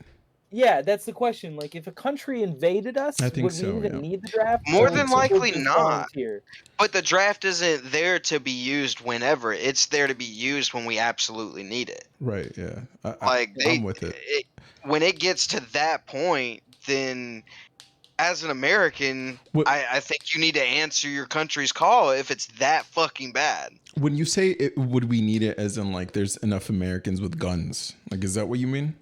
Because I don't think like Americans with guns are going to be able to fight China with missiles and tanks and shit. So I think we do need the draft, at least as a fallback to every I think we proc it if we ever get invaded. We had superior firepower in Vietnam. We still lost. We had superior firepower in the Middle East. We still lost. Yeah. I don't think superior firepower matters all that much when it comes to terms of fighting and one, not your own homeland, and two, against a vast majority of people with fucking guns. Yeah. I guess we're putting it to the test with the Ukraine thing, right? So I don't know. What's the gun? What's the guns like in Ukraine? Like, are they all armed? Like, do they? Yeah, I don't know. Like, are they? I don't know. Are they super against it? What'll be the changes? Like, what's really going to change if they get taken over? I think. Well, what do they have to lose? People in first world countries, like it's a little different than Vietnam, though. This whole thing, like we're used to order and like we just want to like work and like just live our lives, whatever. But like, I don't know if we have the fight in us to like fight to the very end, just like people in shithole countries do. You know what I mean? I think we would. I think if someone came to our homeland, I don't think it'd be a problem. I think the citizens would be able to take care of it if the military couldn't. I mean, Americans are the most stubborn people I fucking know. Half of us want a fucking divorce from the other half. I want to also want the divorce. Honestly, we can't even talk about our differences. An invasion would be good for us right now. It's very uniting. China, if you listen. I'm not. Yeah, anyone. I don't think any country would be dumb enough to invade America. I will change what I said earlier though. agree with the draft if it's for our homeland. Yeah, For something exactly. like Vietnam, I don't even think we should have been over there, much less the draft or anything like that. So do you think the draft should be changed to, instead of drafting Americans to fight any war that the government chooses, it should be only to be able to draft Americans in the sense of a homeland invasion? Either homeland or invasion, or our government or pretty much actually, yeah. Because if it's to that point, the government would be close to collapsing, or something along those lines, where America would cease to exist if they didn't. I think. So yeah, if it's But a like, homeland would you invasion, support the draft if it was like another World War II? Maybe saying if it was like World War III, which might actually start. yeah, You would support. I think I would support the draft. I understand like the I would rights. argue that yes. The I think rights there's point of certain view situations. is this might be an overstep for the government being able to just proc it whenever they want and like force people against their rights to like live their free lives. Oh, And, like, 100%. I don't think it should be used just willy-nilly. It needs to right, of be course. an absolute last-ditch effort, or else it's just abuse of power at that point. Yeah. Like, So, if we were to have a World War III, which might happen, if like Russia attacks Ukraine and China attacks Taiwan, yeah. Everyone just fucking jumps in and starts shitting on each other. I would not support the draft. I don't think it's reasonable to have a draft or a war that our government's got us into. So you're saying like World War III, if China invades Taiwan and we like somehow get mixed up with it and we have to go with the war to China, you don't support that? I don't support a draft. I'm sure there's a lot of people who'll sign on voluntarily. Well, yeah, I don't think if it's not detrimental to our government, then I wouldn't support the draft. Well, like that's pretty much where my line is. It's if it affects either our economy, way of life. Well, actually, that's way too loose. Everything affects our economy. Yeah, but if it's like, if this happens, we cease to exist. That's the point where I think the draft should be implemented, but not before. It's my turn to AFK. Hold on. I don't like it. I don't like it at all. I mean, and that's the beauty of, living in America, is you cannot like it, I can like it, and well, at the end of the day, we can still be friends and the beauty of America is that we should be able to talk about it and discuss it. Which is unfortunately, a lot of people are trying to stop that. Yeah, they're trying. There's you know what really bothers me is when people go, "Oh, those people, they are all this," and they just accuse them of being something. It's like, have you ever talked to those people? Like, do you know anything about what they're talking about or like what they want? Yeah, well, everybody just jumps straight to, if you don't agree with me, you're a Nazi. Sometimes. But it happens more often than not. Nowadays, they've lightened it up. Now they say like misogynistic or homophobic or racist or what's the other term? Xenophobic, Islamophobic. They got a lot of fancier words to say. They got a lot of phobics. Yeah, they're moving on from like small 4-letter words, because small 4-letter words don't sound as cool as big words. Yeah. So if you use big words, it sounds like you're a lot smarter than them, so it helps. Yeah. Until someone knows actually how to use that word, and just then you look even dumber. They know it's just a dumb word that's made up just to. Yeah. Because. Yeah, I don't know. I love talking about stuff, especially when people disagree. Like, yeah, I love hearing the opposite opinion and trying to argue mine and make mine the best. But well, that's the point. That's the whole reason why free speech is the ultimate win. Because if your ideology is better, it should win. Right. Like, that's the point, right? Like, is that not the point? Is if you have the right opinion, if you have the better ideology, it should win when you have discourse about it. Right. Like, you might lose if you have someone bad speaking for you or whatever. But overall, like, in the whole large concept of it, you'll win. Yeah. I mean, I agree with you, man. It's just things are going haywire nowadays. No, I don't agree. I don't like it because I've been paying very close attention to this whole trucker thing, and Yeah. this is the most Canadian protest ever. Yeah. Like, look at there's been protests in all kinds of other countries against the COVID restrictions, right? And Yeah. I've seen videos of people getting like beat up and dragged and like cops firing tear gas into the crowds and stuff. The Canadians are like, "Hey, we're just hanging out there, bud." Like it's like the most chill fucking, and like people are they're looking for anything. It's so ridiculous. That's the thing that's Yeah. bothering me about this is they're looking for stuff because there isn't really that much. Well, I Like, was about to say you should be happy about that, shouldn't you? oh yes, I am. I'm happy that this is a protest where they're trying their hardest to avoid situations. See, the January 6th stuff, they fucked up big time. That was really fucking stupid of them. They Oh should yeah. not have done that. It ruined the whole thing. It was a beautiful thing until they fucked it up. But Yeah, they had to exactly. go and fuck it up. And they had to go do something stupid like that.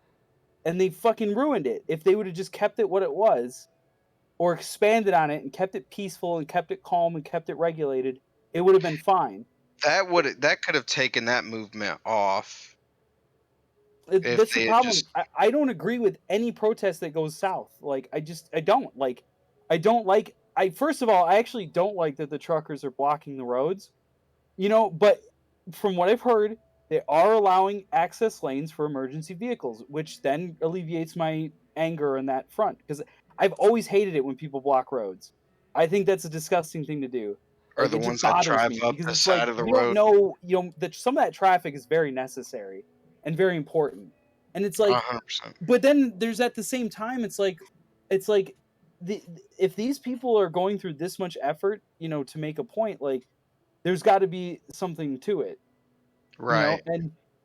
and hopefully they're not hurting anyone with what they're doing. And it looks like so far that it really isn't. Maybe there probably is. It's kind of like impossible not to cause some harm. Like, Yeah. you can't do something like this and just have it completely. And that's what bothers me. It's like, yeah, one fucking dipshit with a flag ruins an entire movement. Like, it just bothers me. It's like Well, there's a that's what difference. happens when the majority doesn't want that movement to take off. Well, the thing is like they're nitpicking on this Canadian protest, and that's what bothers me. Is that the people are nitpicking it super hardcore. Mhm. They're like, there was pee next to a war memorial in the snow, and it was like they were like making it like, oh my god, they're peeing on a war memorial, they're desecrating our soldiers, and it's like, dude, chill, like it's a fucking pee in the snow, like, and it's like, But and I get it, like that's not that cool, but it's really not that big of a deal. Like, and then they were like, "Oh my god, they're desecrating the memory of Terry Fox," and I don't because there even was know a who the fuck statue of that him, is. and they weren't. Well, it's some guy with like one leg and cancer or some shit. He ran across the entirety of Canada for some cause. Pretty dope Nice. guy. Pretty cool story. But Yeah. they literally put a hat on him, put a poster on his chest saying like "enough is enough" or something like that, Right. and then they put like a Canadian flag in his hand and draped a Canadian flag around his neck. That was what they did. It was like they're like they desecrated his memorial, and it's like they just put like some like a hat, Just a seems poster, patriotic. and some Canadian flags on him. Like, and then guess what? When that story came out, they took it all off, and then they put some flowers in his hand. They completely redid it. And you know what? I'm pretty sure on that statue where the people peed in the snow, someone took a shovel and scooped that part out and got rid of it. So it's like they're cleaning up the mess. And then people were showing images of trash being like piled in the streets. Guess what? They're cleaning it all up now. They're Yeah. literally like seeing everything that they're getting called out on and they're correcting it. Like, that is a very big difference from the protests that were the other ones we're talking about. Yeah. That's why it's upsetting me that it's like you're comparing them, and it's like you're comparing some completely different entities. Like Yeah. when you talk about this, the people in like most of those Black Lives Matter rallies were not like, I mean, the big ones, I should say, they were like pure havoc and chaos. Yeah. like as soon as night descended, like it was just everyone rioting and raging. These people are not. It's 4 days now, and it hasn't happened. Well, I just think that so many people are like, this is an anomaly right now. Like, people aren't used to. Somehow we've gotten so out of touch with peaceful protests that they're just trying to find anything they can just to ruin it because they disagree with it instead of looking at it for what it is. I mean, it's actually a really cool thing that's going on right now, whether you agree with it or not. Just the fact that that group of people have found the power to stand up to a government forcing them to do something. I mean, that in and of itself is kind of powerful, at least in my opinion.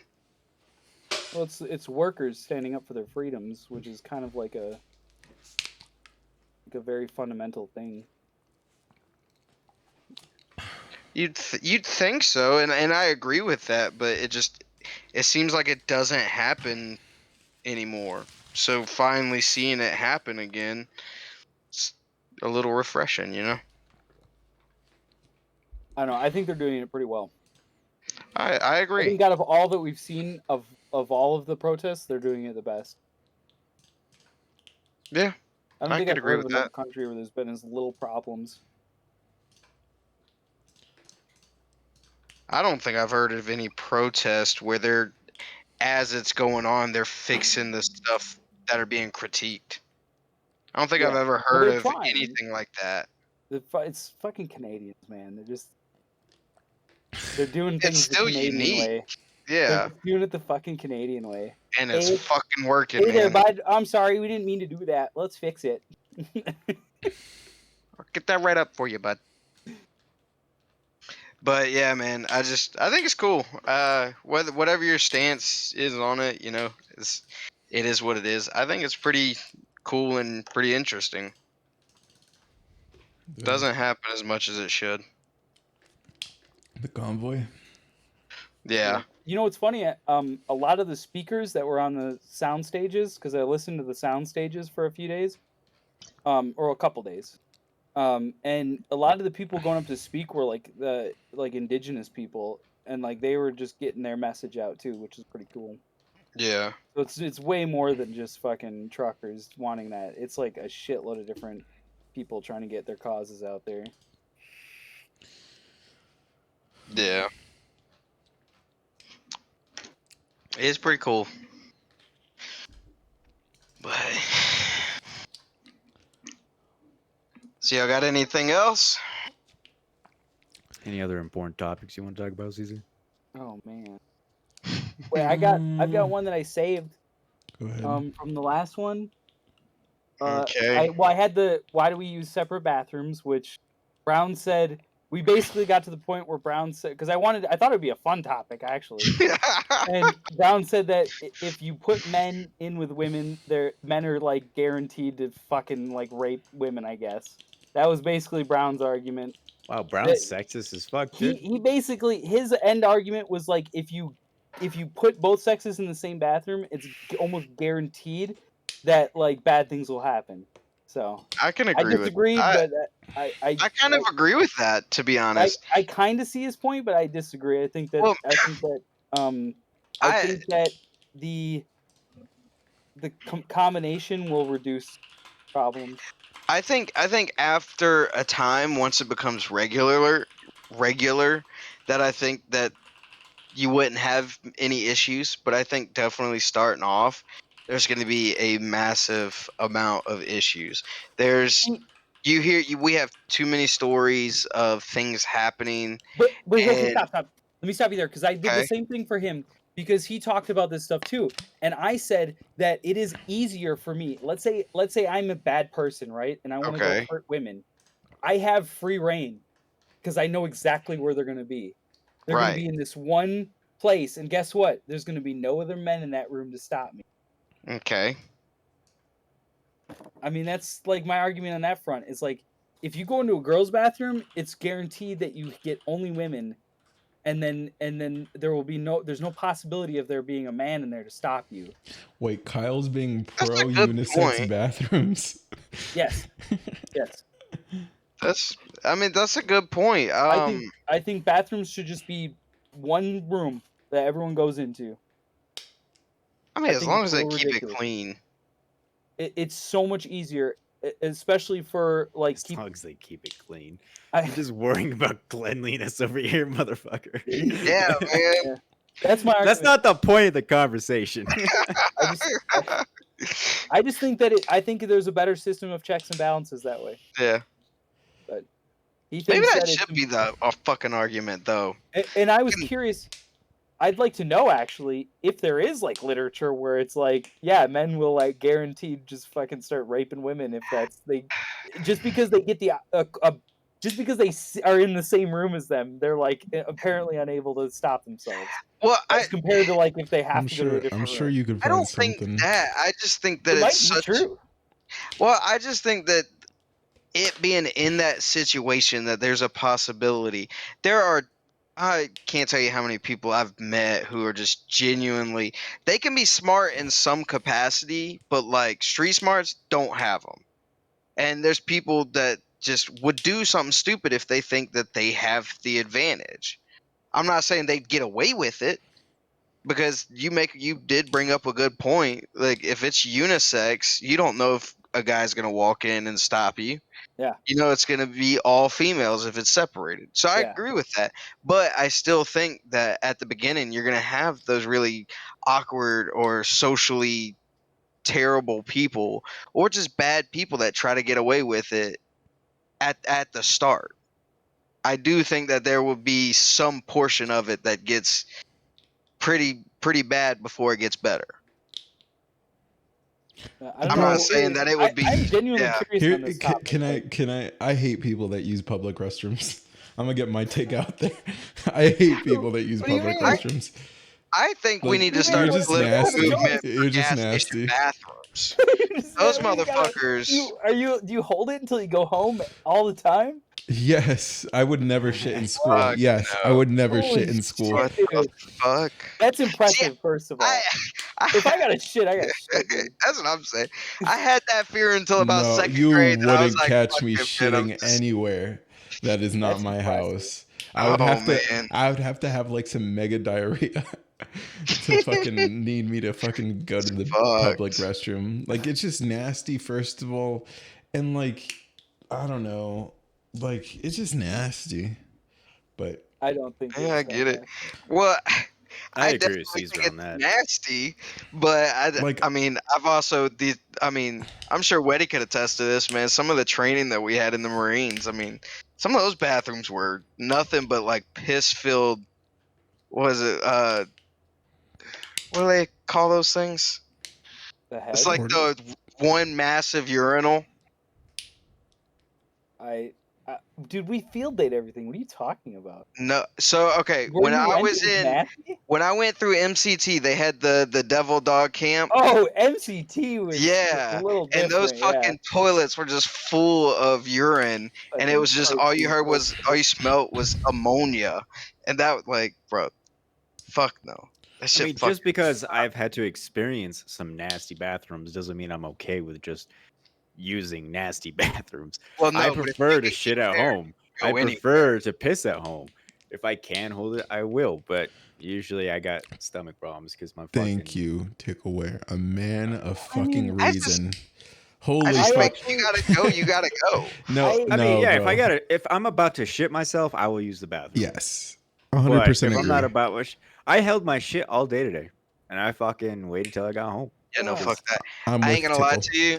I felt that way until coming home one day. I shit myself. I don't do that anymore. Fuck no, I'm not. Dude, no, it's not worth it.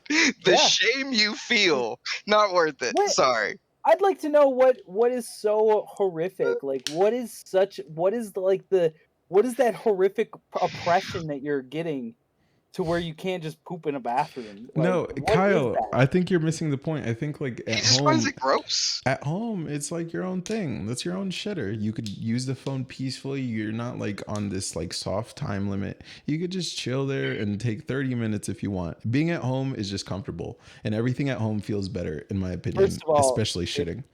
Do you have a For bidet? 30 minutes. You better be careful, dude. Your butthole's gonna start falling no, out. like we're on the phone. Like you're scrolling through TikTok on the Dude, phone your on the butthole's shitter. falling out through your body, dude. Yo, Like Caesar. I might have to You take a spend couple too much time in shits. the toilet, your butthole starts falling out of your body, dude. You're gonna get hemorrhoids and shit. I feel like Caesar has a bidet. You're increasing your risk for Like, I butthole definitely problems. think he has a bidet. If I'm sitting down These are too, awesome. but like I sit down all day anyways, right? So like I'm fucked. Well, yeah, but you're letting your butthole be free and gape like when you're on a toilet. If you're sitting on a chair, you're not like letting your butthole fly free. But if Well, you're on a how toilet, do you you're know just that? letting that butthole hang loose, dude. And Yeah. that's putting you at risk because your butthole's gonna start going and sliding out your.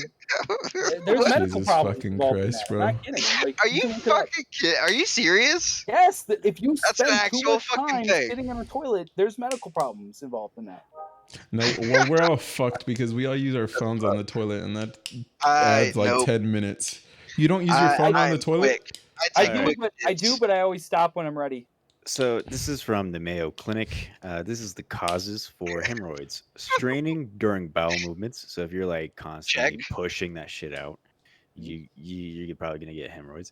Sitting for long periods of time on the toilet, having chronic diarrhea or constipation, being obese, being pregnant, having anal intercourse, eating a low fiber diet, and regular heavy lifting. So if you basically regular heavy lifting. Yeah. Start doing your butt kegels. That's Keep that butthole strong, boys. You gotta get that gorilla grip. Keep that butthole strong. Don't let your butthole slide out, dude. I mean, but regardless, like it's just more comfortable to shit at home, even if you take 30 minutes or not. Would you disagree with me? I kind of disagree because the toilet down here is kind of small. Like I'm not saying like width, but like length. And so like my dick touches the fucking front of it, and I hate that. I fucking hate when my dick touches. How fucking gross that is. Like, fucking, and like it's like even if you keep it clean, it's still like fucking don't. But it like the public bathrooms, they usually have those big long bowls. And so, like, you can sit all day. You can slide back and forth and never touch. But I do not like when my pee-pee touches. That is a very big no-no. We were having so many serious conversations, and now I don't like my pee-pee touching. I don't like it. What if your dick touches like the public restroom fucking toilet? I usually hold it. Then that's like double bad, right? How are we skipping over the but water? I'll just hold it then, but I'm more aware. Because I'm more on guard. Wait, but is your bathroom like just to yourself though? Because my bathroom is just to myself. Pretty much. Yeah, okay. Pretty much. I feel like the little water droplet that comes up your butt crack kind of is worse. Not gonna lie. What now? The bidet? No, like when it drops and it splashes up. Also, that's weird. Also, not only that. But public restrooms, you know they skimp on the fucking toilet paper. First of all, I use baby wipes, okay? I use baby wipes. On that That's the meta. That's the meta. Baby wipes are just the meta. So I gotta have those at home. I mean, I even travel with baby wipes if I need to go to the fucking bathroom at like Sheets or something. But that's the main thing. What's up? Tell me. God forbid if I have diarrhea at work, because my work buys that shit toilet paper and fucking sandpaper. I will have if I have diarrhea at work, I'm gonna have a bloody asshole at the end of the day because that fucking toilet paper. Yeah. That happens. It's so fucking thin. You have to fold it 1 billion times so you don't stick your finger up your asshole. Exactly. And then it's just fucking sharp as a razor afterwards. You're like, fuck. Well, you're definitely wobbling out a little bit. It's fine if you take one dumper at work. It's like, it sucks, but you know, whatever. Yeah, but if you have diarrhea, if you got to take 2 or 3, and you got to wipe with that shit. After the third one, you're just like, it's shredding. Yeah, it's fucking miserable. Definitely stand there for a few minutes. Just really, you can't get anything better than this one ply shit. Probably because you know what the problem is. I bet some of these people would put better toilet paper in there if shitty people didn't steal it. Yeah, that is you know, there's always that shithead that steals the fucking good toilet paper because they're a psychopath. Maybe. Like, hey man, that's why you just bring a roll with you to work. But the thing with that is like at Puzzler, like people like everybody in like a 10-person group has to go piss, and I'm like, bro, why? Like everybody, 10 people pissing, it just increases the time that I'm able to like get them in their rooms, and that's like my main issue. Like, just go piss somewhere else. I just never piss in a public place unless it's like it's rarely that I ever piss in a public place, honestly. What do you think about? Well, see, okay, I love peeing outside. Me Like, too. Well, outdoors is different though. Outdoors is a little different. Okay. Well, see, here's the question. When it comes to public urination, do you think that it should only be done if it's like in an alley or something? Like, because if let's say you're peeing in like out in the woods, do you think you should get a public urination ticket for peeing out in the woods? It depends. I think if there's a chance of a 4-year-old seeing your shit, there's an argument for it. I mean, that's my opinion on it. I think if you're like in the middle of woods, like if you're in a campground, then yeah, go ham, do whatever you want. But like out, like if you get out your car and you need a piss and you just piss on the side of the road, then yeah, I think you should maybe like be liable for a ticket. Obviously, it's not going to happen every time. Really? But like on the side of the road, like yeah, because I mean, you could open both doors and then just. It's probably never going to happen. But I'm saying like maybe we should keep that law for like like I used to do that as a kid. This kind of brings me to the whole bathroom thing in general, which is like, why do we like make it such a big deal? Something that we just naturally do. Why do we put such, like, I understand health concerns, right? But if you're peeing on the side of the road, it's not really a health concern. So like, I just want to know why it's such a big deal to do a natural bodily function. Why do we criminalize our own bodies? You could argue that for like indecent exposure though, because it's natural to be naked. Well, that's it's natural to have sex, on the side of the road, but like people shouldn't randomly be fucking outside. You know what I mean? Okay, well that's clearly, yeah, that's a good reason though. That's a natural thing, like, but it also. I think if I walk outside, I shouldn't have to see somebody shitting on the side of the road either. Shitting's a little different, I think. I don't know. Like if we're talking about like if we want to be like this upscale society, I don't think we ever see people pissing outside on the road or something like that. Well, then what's your upscale society? Because like, if you live in a nice area where y'all have like 30 acres and there's woods, and then you accidentally see your neighbor peeing out in their fucking 30 acres, like, should that neighbor get in trouble for being? Obviously not. But I'm saying like, in a city, it makes sense because there's health concerns added. Right. And there's what I'm saying is like more so like should there be different regulations for different areas? Because like I get it, you don't want people shitting in alleyways, like it's a health concern on top of that, and same with pissing, like. Well, like, I guess this goes like the public intoxication laws too. It's like, why the fuck do those exist? Where it's like they're just walking around drunk. That's a good question, because they started upping them, because where I'm from, La Crosse, it's a bar town. It's a college town and a bar town, so it gets pretty fucking crazy, right? Well, they started just constantly increasing like what you could get in trouble for as far as public drunkenness. Like it used to be like no drunk driving, makes sense. Then they started saying no drunk bike riding. It's like, all right, what the fuck, like you're taking away an opportunity. And then they were like, no drunk just walking home. Hello? And then Kyle thinks this is slowly coming into communism. This is fascism. I mean, that's fascism, not communism, for sure. They're slowly eroding our rights by not letting us walk outside drunk. Well, I mean, that's how you do erode rights, is slowly. You never just do it all at once, unless you have the power to do so. Fuck those college kids, though. They just come and fuck up the smaller cities. I'm gonna keep it a Billy stack with you. Good. It's not just about them. I mean, but if you're taking away all their abilities to get home safely, like aside from vehicles, like, you know, especially it's like you're forcing their hand. It's like If they can't get a ride home, what do they do? What did you say? What did you say about the drunk after the drunk bike? Because I could understand the drunk bicycle. Like I don't think that's a smart thing to do. I don't know if it should be legal, but like, what did you say after the bike? Then walking became the thing. Well, just take away every ability to get home without a vehicle. Like, so you're like forcing them to take taxis, but it's like, there's not always going to be a taxi for you. I think there's an argument for that type of thing, but I think there is a reasonable level to where you shouldn't, like, you definitely should not be, if you're drunk, you should not be driving.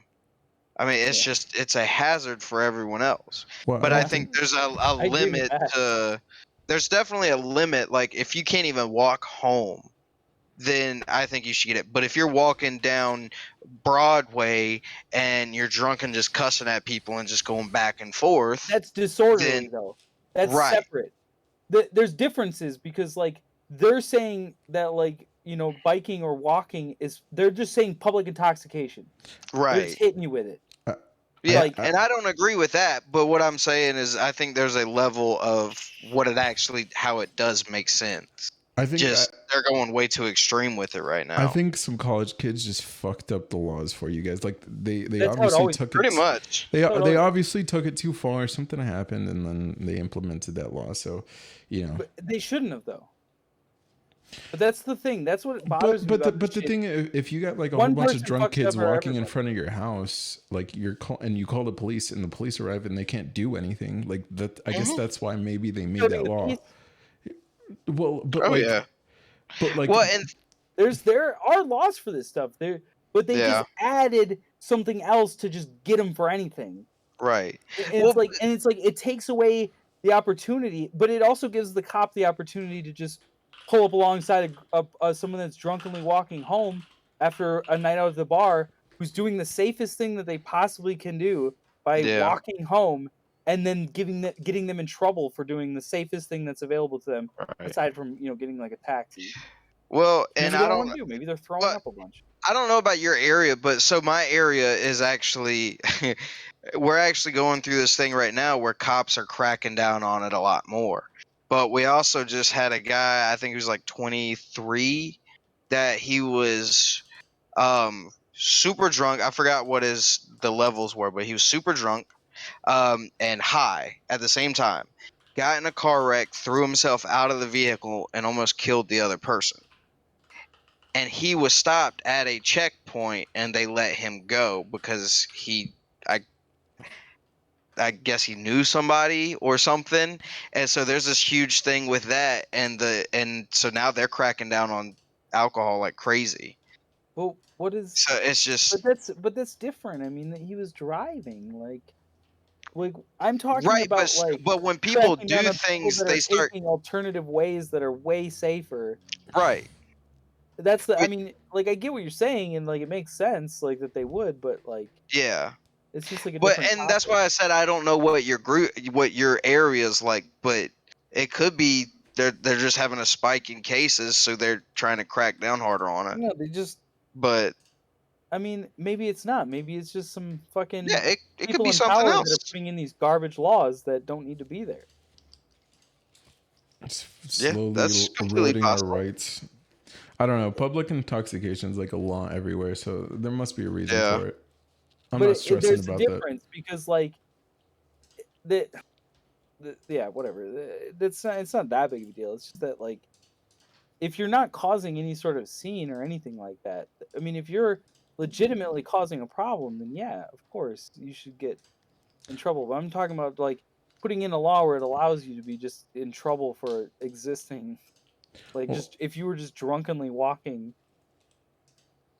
Well, I think that's too far. Well, you could argue the same exact thing for like driving over the speed limit, kind of, right?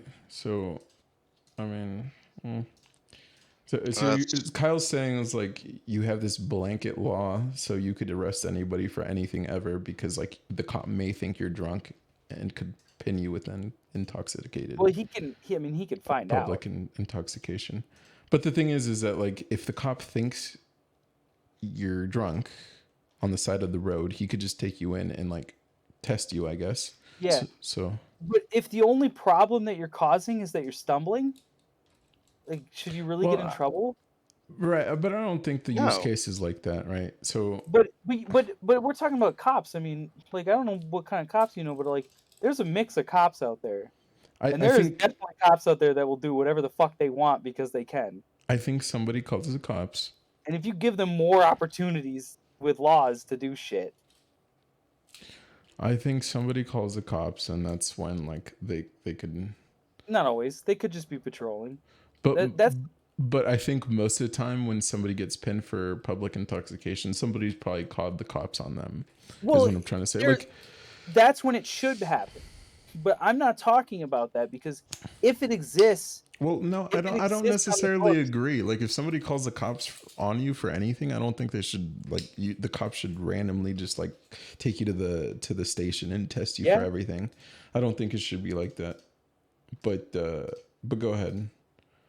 But that's what I'm saying is like it's not even necessarily that. It's just that they're acting. Let's say they're just patrolling a neighborhood and they just see you stumbling down the street and they bust you for that. I mean, like.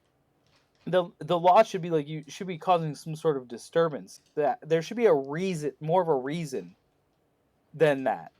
Now, if like let's say the whole reason, like why would you ban a bicycle first of all? Like it's sort of like a faster vehicle. It puts you as the drunk driver of it at a little bit more of a risk. But is it helping a lot of people? Like, you know, like. Well, is wearing your seatbelt helping a lot of people? Oh, I don't know. That's a good question. I wonder that a lot. I actually wondered that today when I put it on. I actually have a good argument for that too. Because so the bicycles around college towns, typically there's a lot of bicycle traffic. And over here in Blacksburg, like you could legit have like a bicycle on the actual lane. So it could be like treated almost like as a car, and you have to make sure you have your turn signals or whatever the fuck, make sure you're doing the right road signs. So like if you're treated as a car and you're drunk, then it makes a lot more sense to be like, hey, you can't be drunk and just be riding a bicycle or whatever. But well, I'd say the problem here is I'm thinking more of my area, like specifically, which it would be what I'm thinking of is sidewalks, because we like where I'm thinking of like the whole downtown area, it's like all sidewalk. So they would be biking on the sidewalk more than likely. We don't really the whole downtown La Crosse area was never really planned out in accordance with like having bike lanes. So they don't really have them unless it's a newer area or like a redone area. So like the whole downtown area where this really would matter is just sidewalks or streets. And if you're in the street and you're drunk biking, yeah, fuck them. But if you're on the sidewalk and you're like just biking home after something and you get in trouble, you know, like I don't know. It's just more shit people could pin you on if you're in trouble for some other shit, in my opinion. Just like the speed limit laws. I mean, like we all break those. But I don't like giving cops more power against me. No, I mean, me neither, Kyle. Don't think we should. I don't think we should ever give cops more reasons to harm us. But I think the cops themselves kind of lobby them. I think cops themselves lobby. Like, the cops are like saying like, hey, we can't do our jobs because like we can't pin somebody for this law. Like, let us frisk anybody we want, and if we find drugs, we take them to the jail. So cops kind of like inadvertently like want more laws to support them. So yeah, well, and if they show that like, well, let's say that they based on that, let's say there was like okay, let's take a year worth of data. There was like 3 people that died in bike accidents, and there was 20 people that went to the hospital because of bike accidents. And then they implemented that biking law, and then there was like 5 injured, and that was it. Instead, then it's showing that okay, it did cause a thing, but then you're completely ignoring the idea of who did it harm though. Like, who did that law cause harm to then? Because there's no statistics for that part of it. It's like, you know, like who had their life fucked up over because of that law? Who was on probation and thought they were doing the smart thing by biking home, you know, or whatever, and then got busted and had their life fucked up and thrown back in jail because of it? Like, So I'm trying to theory craft like a situation where they might have to implement that law, but it goes back to like the police like seeing some like where like this bicycle hit like a person or hit a car, and the only law they didn't break any laws because they accidentally rode into this car or person, and that's when the police were like, hey, we can't do our jobs properly because he was clearly drunk, hit this car, but there's nothing we could charge him for. Okay. Well then I would argue what like how big of a deal is that? You know? Like, is that a huge problem in the area? Because if it's a huge problem in the area, like, I can understand why you'd want that written in. But if you're making these little nitpicky laws, I hate it. I don't want it. I refuse nitpicky laws. I feel like that's a lot of what we have. I think we have too many laws, and I don't understand why our government doesn't take a step back and say like, hey, like we've only put laws into effect. How about we go back and like take the shit out that doesn't matter anymore? Yeah. That's like trying to take away their powers from the war exactly. on terror. They're not going to relinquish their powers. Taking away all the powers they're getting. That ain't happening. Yeah. I remember. Yeah, I don't know.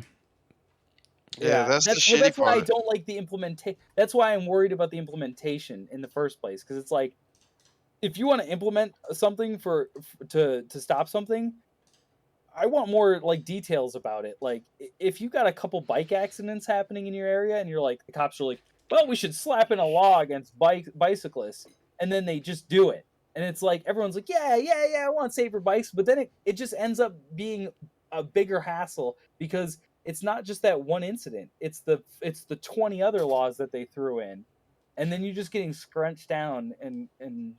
I promise you, it's the cops, because they're on the ground. They're seeing this dumb shit happen, and they're like, "We need something to pin this dude on." It could also be the city council. Well, but the city council, I'm saying that like the head of police are like having meetings with the city council, and they're like, "Yo, this is what we're seeing in the city." Blase, blah. And let's say one guy on the city council has an axe to grind, right? Let's say one guy on the city council lives in an area where that shit fucking pisses him off, right? And so he does the work. He finds the like 5 cases in his area that happen, and he fucking builds this whole case on it, and then he presents it to the city council. And city council goes, yeah. What? We don't see the harm in that. Like, it's just a simple little law about this, and then the cops go, yeah, we could. I mean, that would help us with stopping that small thing that you're angry about. Like, I think it's more of like a series of agreements because one person pushes something that they want done, more than it's like. No, I think like we're talking like micro macro, because like you're saying like there's this big problem happening, and then all the cops are like, dude, we can't do anything about this, and then they implement something.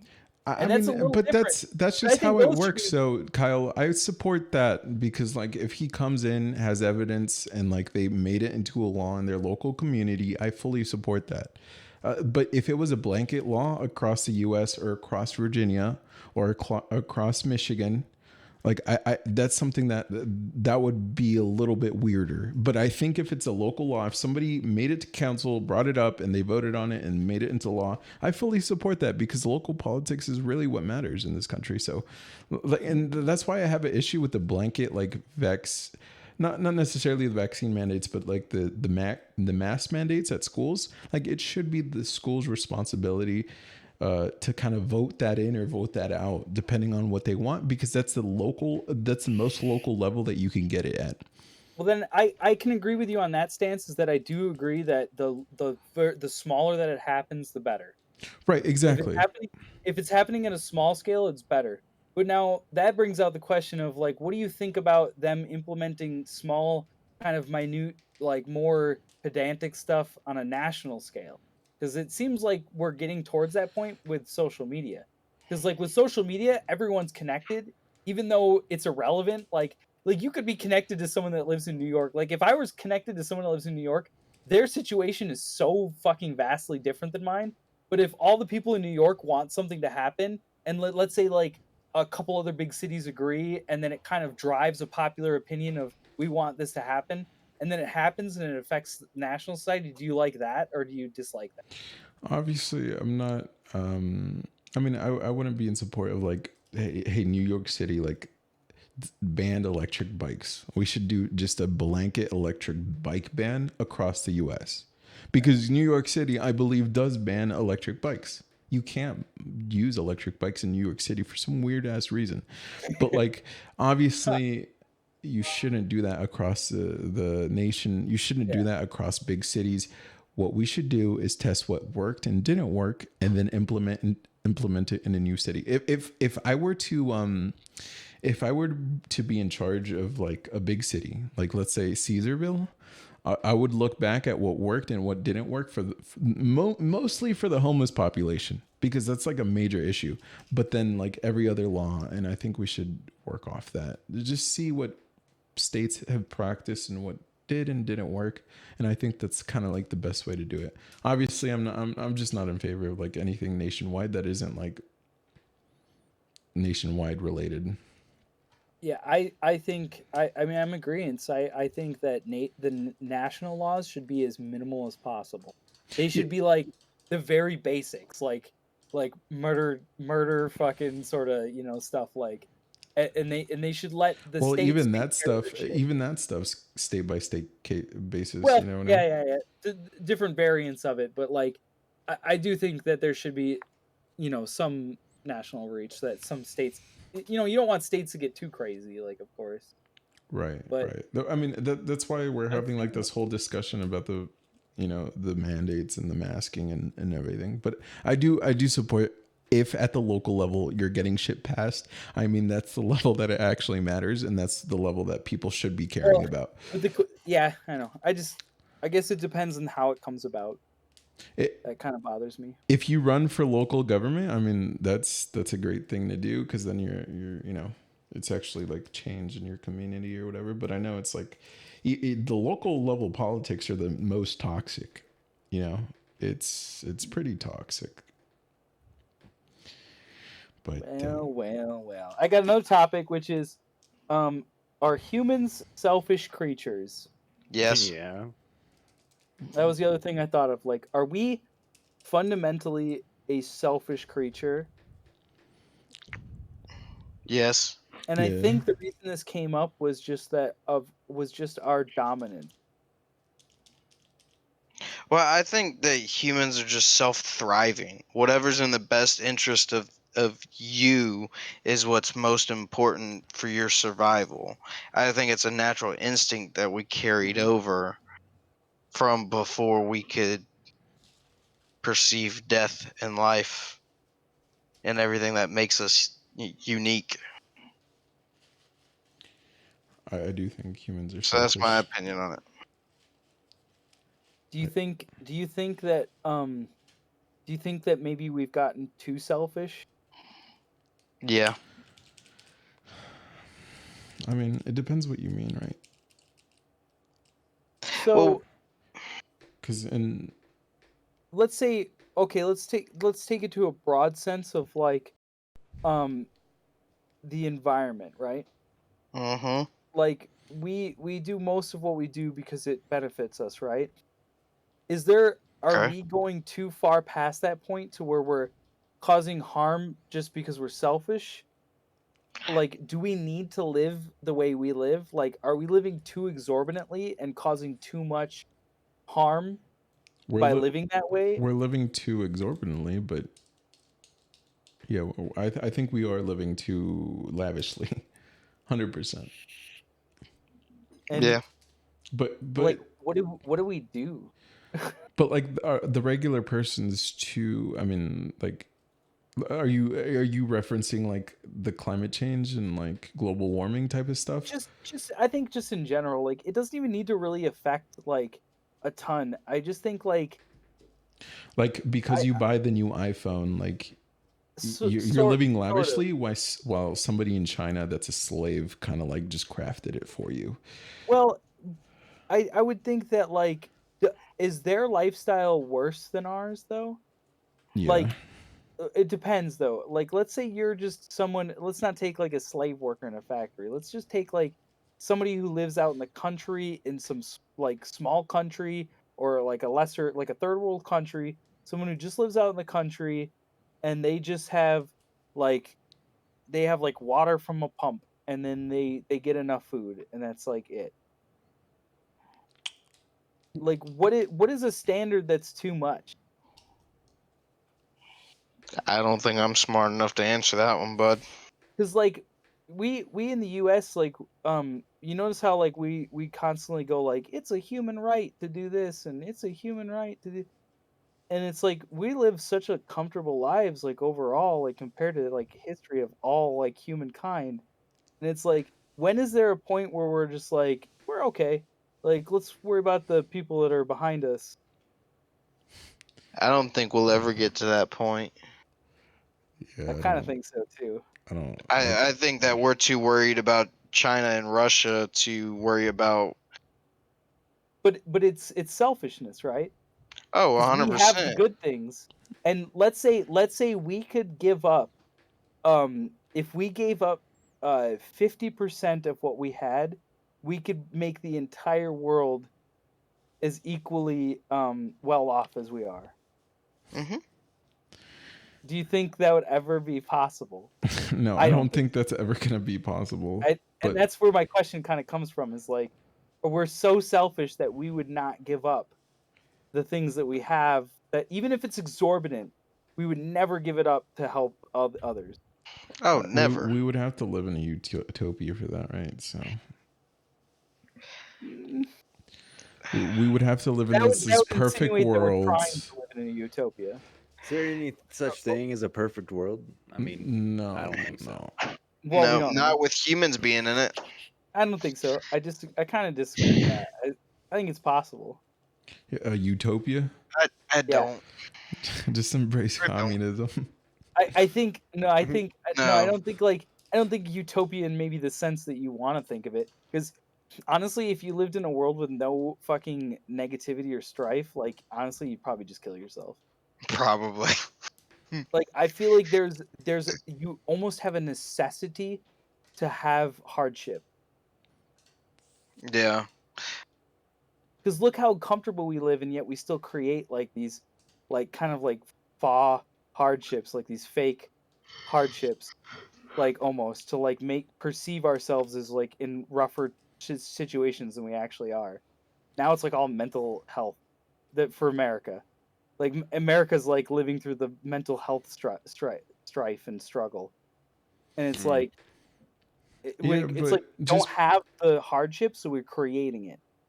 Just because we don't like go through the same shit that somebody like somewhere else in the world is going through doesn't mean we shouldn't pay attention to the issues that are here and present in the US. So that's kind of my take on that. But well, then that's selfish. Right. I mean, it's extremely selfish. If we gave a damn about anybody else, I mean, like Tickleware said, we would invade North Korea. And we would fucking care about our iPhones coming from China and yada, yada, yada. So, I mean, it is what it is. But we are selfish people. I don't care people. about iPhones coming from China as long as they're making a wage. Hey, my 3D printer came from China, so. If let's say everything comes from China. Let's say everything. This is a good question though. It's like, let's say you're like you could employ 200 people in America and pay them like, an average American wage or whatever. Or you can employ 1,000 people in a other country and give them a living wage in their country. Well, what's better? Their country, duh. But it's 100 times cheaper for you. It just works out. So like it's more fucked if we like outsource and not give American jobs and have these people working like as slaves in sweat factories. Yeah. Well, morally it's fucked. I mean, it is what it is. Well, the question would be like, if you didn't do that and then they didn't have a job and they lived in more poverty than if they had that slave job. Yeah, but then we wouldn't give a fuck because like it's not the US, right? Yeah. But that's the question. So so you don't care, like, but it's like you care that the jobs are outsourced because it's creating the slave labor, and we make this big outcry like, oh, how could they do this? How could they put all this labor off to this country? But you're not thinking of the fact that their country is now gaining from that and building up and catching up because of that. Well, there's a couple elements, right? Outsourcing the work to another country and not using like American labor to build any product or service that you have. That's one aspect to it. Also, like how these workers are treated, because maybe they're literally like slave labor, right? They're forced to do it. Like if we're talking about implied force, I think it is exactly what you're thinking when you're saying implied. Yeah. So, but let's say their life is 3 times better off in that environment than it is if we didn't do that. Even though that they're being put at kind of a net negative for a little while, let's say overall, like their society expands and advances, and even their family benefits extremely. Right, I kind of do support it, but the thing is that because it is China, you know that most of the money is going to the Chinese government. That's a good question. So maybe if it was like, if it's going to like these Central American or South American countries where like it kind of actually matters and their governments aren't fucked, then yeah, I'd be more support of it. But I mean, it is what it is. I wanted to get one last topic off before we switch, or before we end it, because I do have to go home. How do you guys feel about the Japanese? The what? The Japanese. What is that? Like, what's your feeling towards them? Like, obviously in China, the Japanese or the Japanese? The Japanese are some of the most intense people that I know of in history. They're like crazy intense. Like the amount of will that they impart when they do something is like unbelievable. They were atrocious in World War II. Yeah. Like I've read a lot about this of the whole Pacific Theater, the fights there. The Japanese had like their doctrine was like unbelievable, and it just came from like their feudal rule, because they were like forced into the modern era, because at like, what was it, like 1902 or some shit, like the American admiral like sailed in with the fleet of like American ships and was just like, yo, you're like, you do this now, like, we're badass, check this out. And like they literally from that point on, they were like, holy shit, the world's dominating, like, we got to catch up. And so they radically started modernizing their society, like in to an insane degree. Like they became like obsessed with like trains, and like they learned how to like, they caught up to the rest of the world insanely fast, like faster than most cultures. Right. Like because they're hard people. Like they're very like ferocious, and like it's hard to describe, like, but like if you read more into it, like it's an immense thing. I don't know about the modern day Japanese though, honestly. But like when you think of the Japanese, or like Japan, the country, and the Japan flag, where do you rank that? Like, more, do you have more friendly connotations, or like I think unfriendly? I think it's on par with the American flag. Like I think that who's the US's best ally, best friend country? Canada, the UK. I don't know. I honestly don't know, because there's a lot of factors in that. Like, okay, I would just say broadly, like, probably the UK, but okay. So where does Japan come on that list? Fuck if I know. Like, is it pretty low? Is it top 25? I think it's up there. I think it's up there, but that's because like they became kind of an economic powerhouse for a little while. Do you rank them higher than China and Russia? I don't know. China's as far as what is like how much they like each other. Like, I think China's gonna have like economic collapse soon, though, right? Like, yeah, I think they're hopefully they're having issues from that one-child policy that they had for so long. Hopefully, like, they're gonna. I don't know. We'll see. But they're. Yeah. How about you, Justin? As far as Japan goes, yeah, I mean, I think we're pretty friendly with them. I mean, we definitely get a lot of stuff from them. So, I mean, as far as trade goes, I think we're good. But I mean, top 10 ally or like I don't. It depends on the situation. That's the problem with wars. There's so many treaties that one person attacking another person could have 3 different outcomes. but you're generally more It's friendly towards Japan. probably, yeah. Okay. And how I about don't you? think there's a grudge that's being held. Well, I mean, like we fought I them think in we're World War good. II, and they try to But destroy us, right? So, like, I But mean, but there's another part of that which is actually something that I've never read about, which I think would be really good to read about, is our occupation of Japan after the war.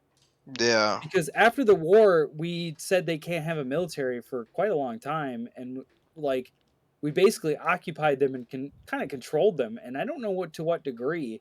So like we're kind of tied with them in a degree, like because of the yeah. occupation of Japan after the war. So I don't really know. I don't know, Well, man. If you bomb America, like that's pretty bad, right? I don't We were think. happy. well, that was Dude, we well, were overjoyed that they finally fucking surrendered. yeah. Right. Like these people were willing to sacrifice their own life Yeah. to try to kill us. How about you, Tickleway? Let's get everybody's opinion out and then talk about it. How do you view Japan? Like more friendly, or would you, if we got into World War III, would you want them to be like our ally? Well, I know they will be our ally. It's just I don't think they have any capability of actually fighting a war off of their own turf. But like you view them generally as friendly. That you rank them higher as China and Russia, or no? Like No, definitely. I rank most countries. Germany, UK, Japan, Taiwan, India, even India. India is lower on the list, but I definitely view all those guys above Russia and China. I believe that Russia and China don't really like the U.S. for sure, and they would like to have what we have. interesting, because I think the Japanese like are critical allies to the U.S., especially in that region, and like they're so goddamn fucking like smart. Ironically, like I think we should do almost everything we can to be like on good terms with Japan. And if I was president, my foreign policy would like hard focus on being friendly with Japan, and then that spread out to the other Asian countries in the area, hopefully. But the Japanese people are like kind of weird because like they're super isn't the Japanese government super authoritarian almost? Sort of, yeah. So I mean, they don't exactly no. align with our values. They're kind of, it's kind of a mixed bag, I think, because like they kind of like have a weird, there's like a weird like culture mesh between us, because they there's like some things from the US that they love. Like they had a huge like they had a bunch of huge trends in Japan that were like American things, like and vice versa. Like we've had a bunch of trends in America that are like Japanese things right now. Who And started the boy bands? fucking, I don't know, whoever did. It was inevitable, apparently. Which I think we Apparently, started them. I don't know We where it started started. the boy bands, and then Japan was like, "Oh yeah, bet. Let's see. Check this out." And they created like the super boy bands. You monkeys, it's South Korea. Is it? Oh, Yes, it's South Korea. There's- That's where we Yeah, got it the is, Gangnam style from. That's where we Yeah. got BTS from. It's fucking South Korea. Which They I still think have J-pop. J-pop bands are boy bands as well. Oh, yeah, as true. well as girl bands. they got the There's really K-pop and J-pop. Yeah, Tickle's right about this. But like K-pop is more popular. I think I'd rather have South Korea than Japan. Yeah. but Japan's bigger. Their birth rate's collapsing. I would don't like to know have how both. they're gonna I would cope. like to have both. I would like to if you want to talk allies, I'd rather have China. I'd rather have like Russia or China as an ally. No, Yeah. well, I'd like our influence to overtake them. I mean, honestly, I think Russia's like the same as us for the most part. Like, I don't know. Like, they try to make it seem like Russia's like this super evil entity, and I don't know. I just don't buy it. Like, I just don't feel like Russia's like that different. I don't know. I feel like I'm Russia's like the super same as mega us, just a little bit curious why you think that though. because they try to tell us like how many times do they try to tell us that Russia bad, and it's just like since when, like since like the Cold War, yeah, they were bad back then. Like, why are they still the bad guy? We just talk to them. Like, I don't know. Like, Well, I okay, just the don't think Cold they're like War the is bad pretty guy that they're made bad. out to. You guys said that the mass genocide, that's pretty bad. The That's annexation old. of Crimea. That's like There's evidence to pin out why Russia's probably not that great of a country, and we probably shouldn't be like super mega buddy with them, but like keep them on the but I keep mean, them as bait. You have to. I don't really care about Russia because they only have like 250 million people in Russia, but like at the same time, it's like like we wouldn't just invade another country. So like if we're like setting up standards, I don't think it's okay for Russia to do that. I mean, we invade countries all the time. Yeah, I was about to say. Yeah, but not for like fucking. Do we do it and then? We have an excuse as to why to do it. Yeah, honestly. you know what I would have liked? But I would have okay. liked if Africa united. One and last went on the thing. gold dinar. I do have an interesting Fuck us. question. If China, our mortal enemy, has an alliance named like that's like NATO.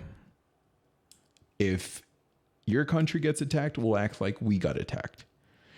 If China had the same treaty and they got Canada to be in that treaty, would we We'd win. would we try to do anything about it? So let's say it's NATO, but like just the ATO part, and it's just China and Canada, and that allows China to put up military bases in Canada. It allows them to transport nukes to Canada. It allows them to do all this bullshit in Canada that we don't like. Do we do anything about it? Yes, that is what we do. Do what we do. That's what we do. That's our thing. No, but We could do that. Well, I think it's well, for one, I think Canada's a really bad example of that, just because they stay neutral through everything. I mean, they got big brother down south protecting them. I mean, they stay pretty neutral. They're part of NATO, and they sent like Canadian troops to the Ukraine. So, well, I don't know. I haven't watched much on the Ukraine thing either, but usually how about Canada. Mexico then? Sure, Mexico. I mean, you could. There's an argument for it. Would we all of a sudden want to invade Mexico?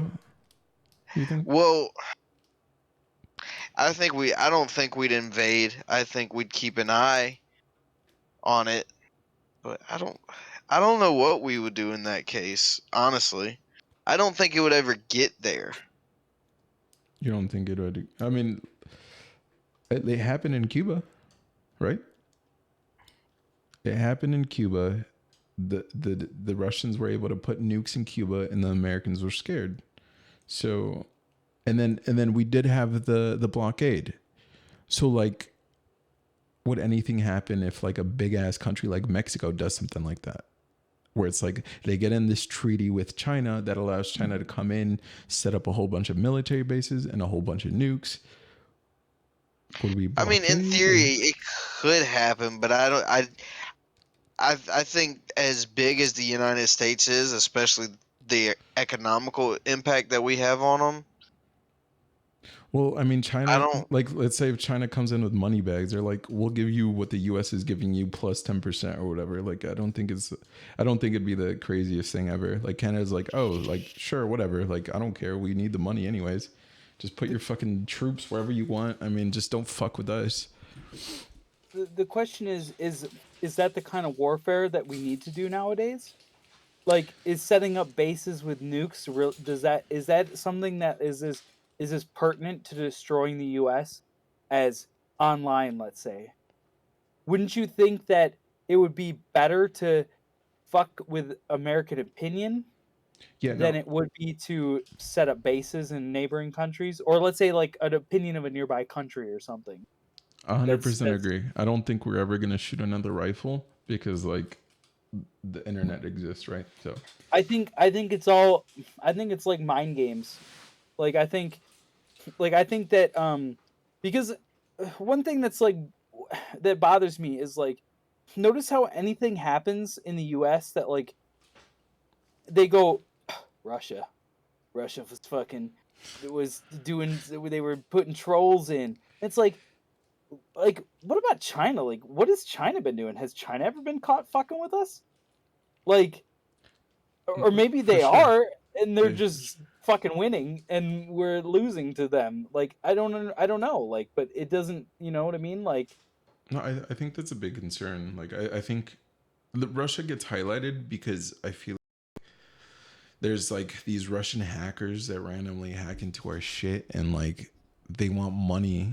So like, yeah. They just want money. They live in like fucking more poverty than us. Yeah, that's where they get caught, and that's where we could link Russia to actually hacking our shit. But like, yeah, I think Russia's more motivated by money, and China's more motivated by power, and that's why China might be winning the war against Russia in terms of like cyber warfare. Yeah, to me, I when I think of Russian hackers, it's literally just some kid in his fucking basement in his shitty neighborhood in his shitty town that's just trying to get some fucking money. Yeah, but like, you could argue that for anything, Kyle. Like when you say China's hacking us, you could argue the same exact thing. But I've been hacked by a Russian. Like it's more something that like applies because I've played a lot of games online and I've played with a lot of Russian people. Like, and I kind of like, it's not like I'm saying it's anecdotal, of course, but like from my experience, like most of the people I've played online with are like EU people or fucking Russian people, and most of them I feel like are more likely to do it. Like I would think it's as much of a possibility that some poor EU people, like the European Union, somewhere in that fucking area, especially like near Russia, you know, that whole fucking area, like I feel like they're just as likely to do it. And so I think anyone with an internet connection that's like impoverished that can scam is probably going to try to scam, especially if it's encouraged. Sure. Now, if it's encouraged and it's a state operated thing, then it's two different things. Is Russia's hacking of us state operated? Like, maybe, but what about China? What has China been doing? Has China not been hacking?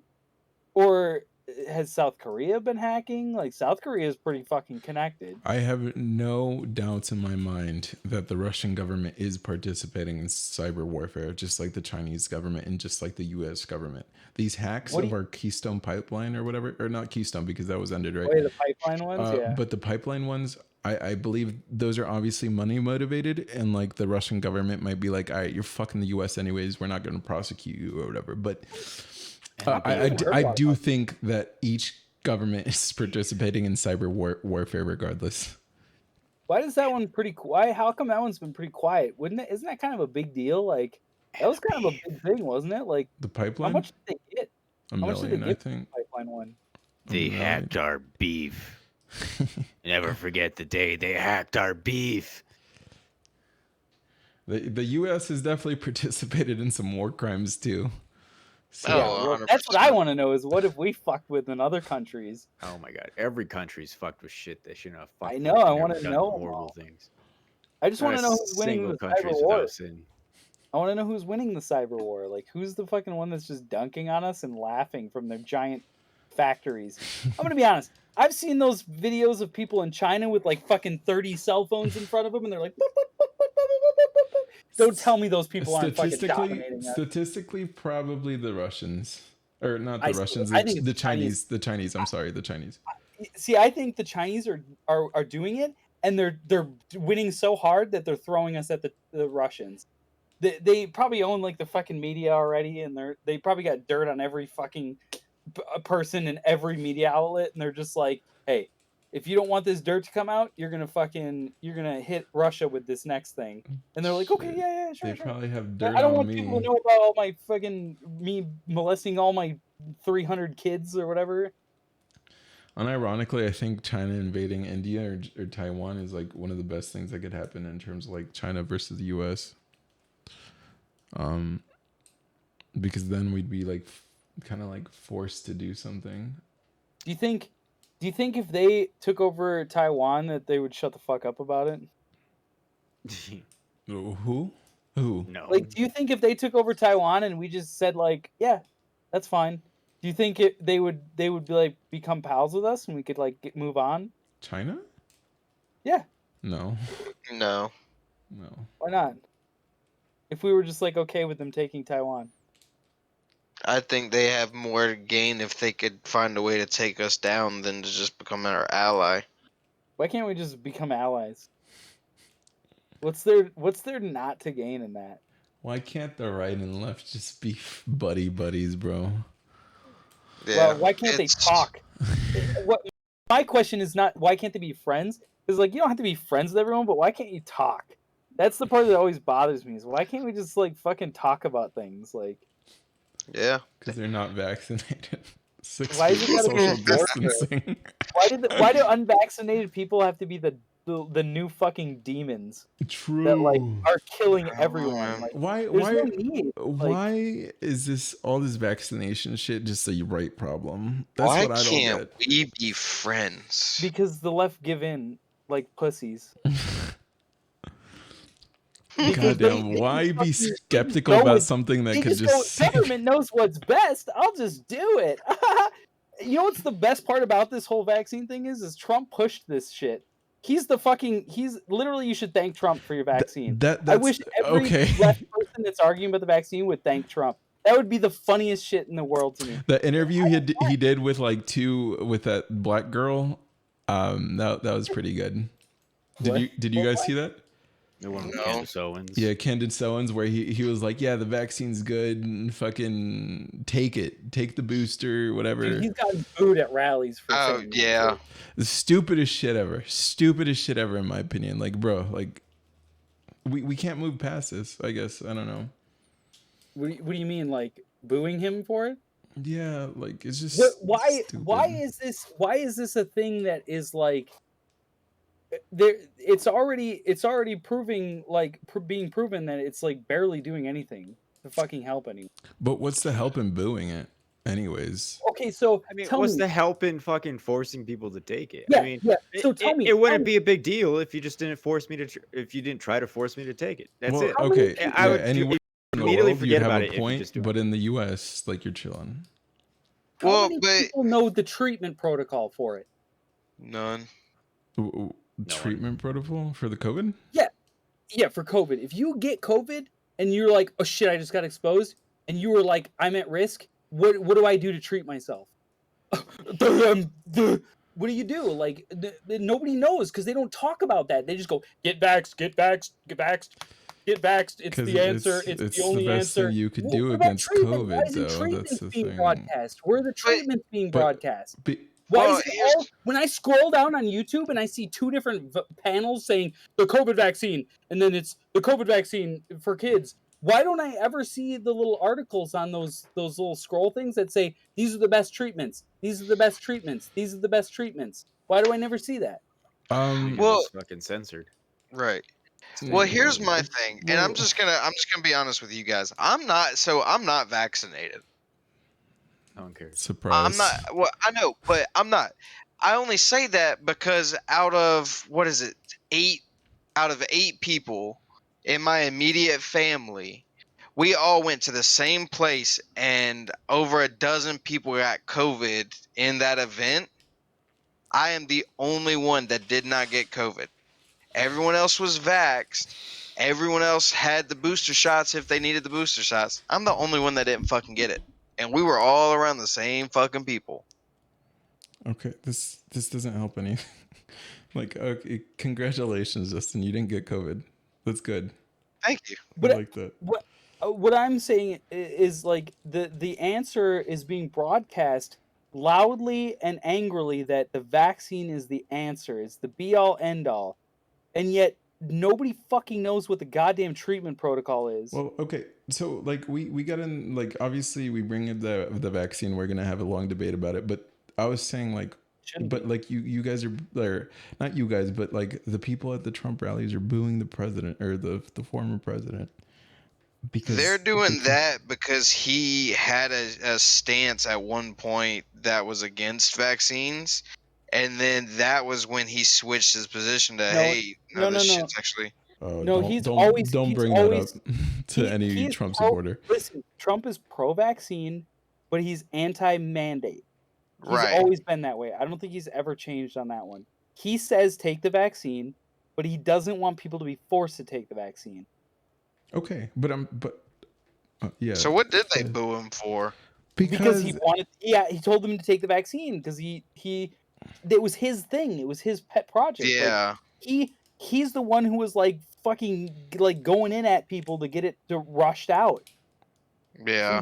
He has a lot to gain by it being successful. A lot of people have a lot to gain. You know how many people are sponsored by fucking Pfizer? Almost all the media networks. Yup. Bro, I don't know. I Those just don't understand motherfuckers that. are the Like, ones that own everything. Like, why is it a right only thing, and why are you booing like the former it's not president? a right only thing. But like the main people that put out this information, the majority of independents are also against it.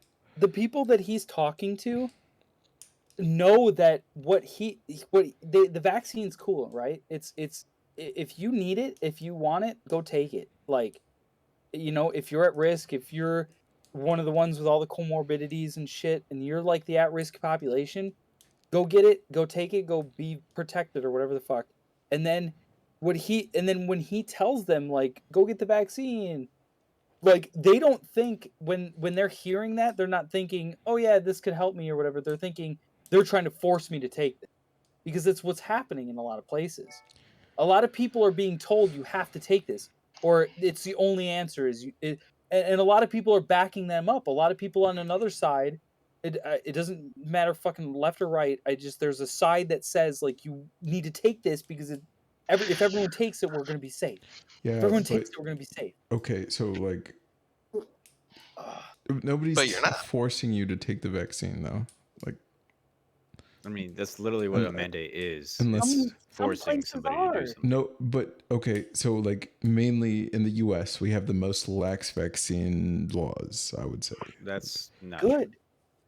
Okay, Weddy, like, you see Canada and Australia. If that happened in the US, then I'd be on your guys' side. Well, which one is it? So we already had. Like, well, I mean, Switzerland was a darn herd immunity country. Okay, but they have like I'd say theirs was the most lax of our population. But I'm saying, like, we're the most lax of like the European and developed nations, I would say. So like we're cooling right now. Like, nobody's required to do anything. I mean, I haven't asked for.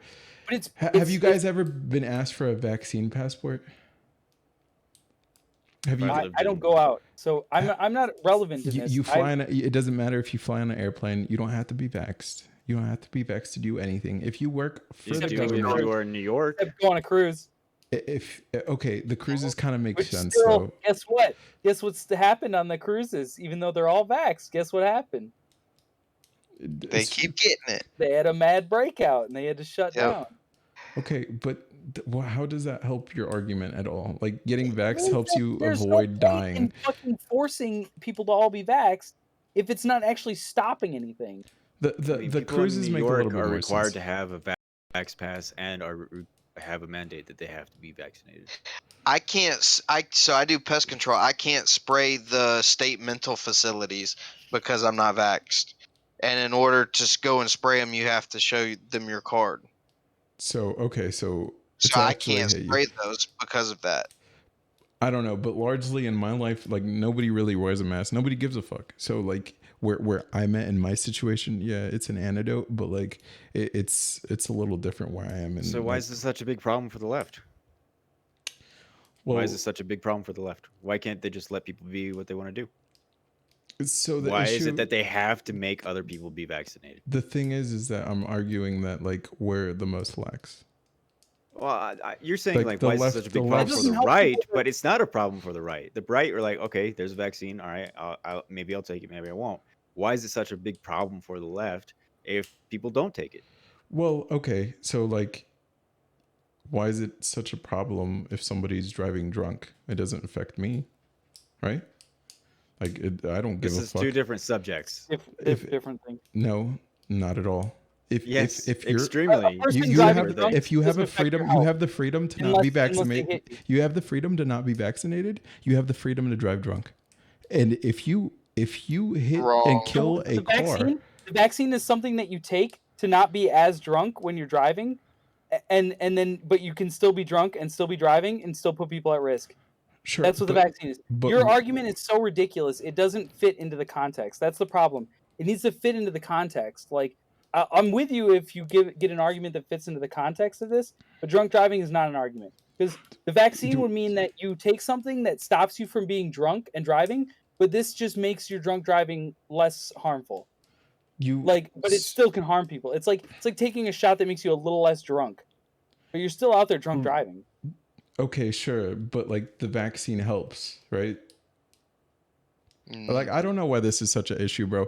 Like the vaccine just helps you live. You live. This is the issue. This is the depends on your age. I'm not telling you guys to take the vaccine. I'm not forcing you guys to do anything. But like basic facts, the vaccine helps you from dying. But it can also hurt you. But it can also hurt you. Yes. So why should I be forced to take something that could potentially hurt me? COVID could also fuck you up too. It could, and could kill you. But why take a guaranteed risk when there's that? But my point is that the right is spreading all this fucking information on like all these small little cases, which it's reasonable to do that. But when you create that much skepticism among the right, that's why so many people on the right just don't take the vaccine, because they listen to these like programs like Joe Rogan that just should you listen to CNN? Should you listen to the government who has been lying about this shit forever? Did you listen to those podcasts? Have you been listening to Dr. Fauci, who's lied since day one? I listen to Joe Rogan. I listen to I only listen to right wing content, and that's why I didn't get the vaccine until like fucking September, because like I was like, well, if it's fucking making people get myocarditis, like that's scary, right? Worse. Worse. That's scary. The neurological problems are the scary one. Because I'm not like a leftist like you guys think that. When you guys say leftist, I'm probably not that, but I'm more towards the middle. But that's why like I'm saying like, because that happened to me, and like they create this skepticism, right? Like taking the vaccine, especially something like InfoWars that just spreads this misinformation every single day. And Joe Rogan does this every podcast. He'll bring up the vaccine and say some stupid shit where it's like, well, X, Y, and Z happened, but yeah, it's also saving lives. So like that's the thing. And they've lied about the vaccine. I mean, CNN's been lying about the vaccine since day one. Well, should we listen to CNN? Should we listen to Fox News? Has been lying about it since day one. Should we listen to anybody? There's nowhere you can get 100% validated information. One, because the science is always changing. It's never settled, ever. It will never be settled, ever. We don't even know what fucking gravity is. I think we could come to the consensus that the vaccine has saved more lives than it's harmed. I think. I mean, we can't even know that. We can't even know that. All right. What? Okay.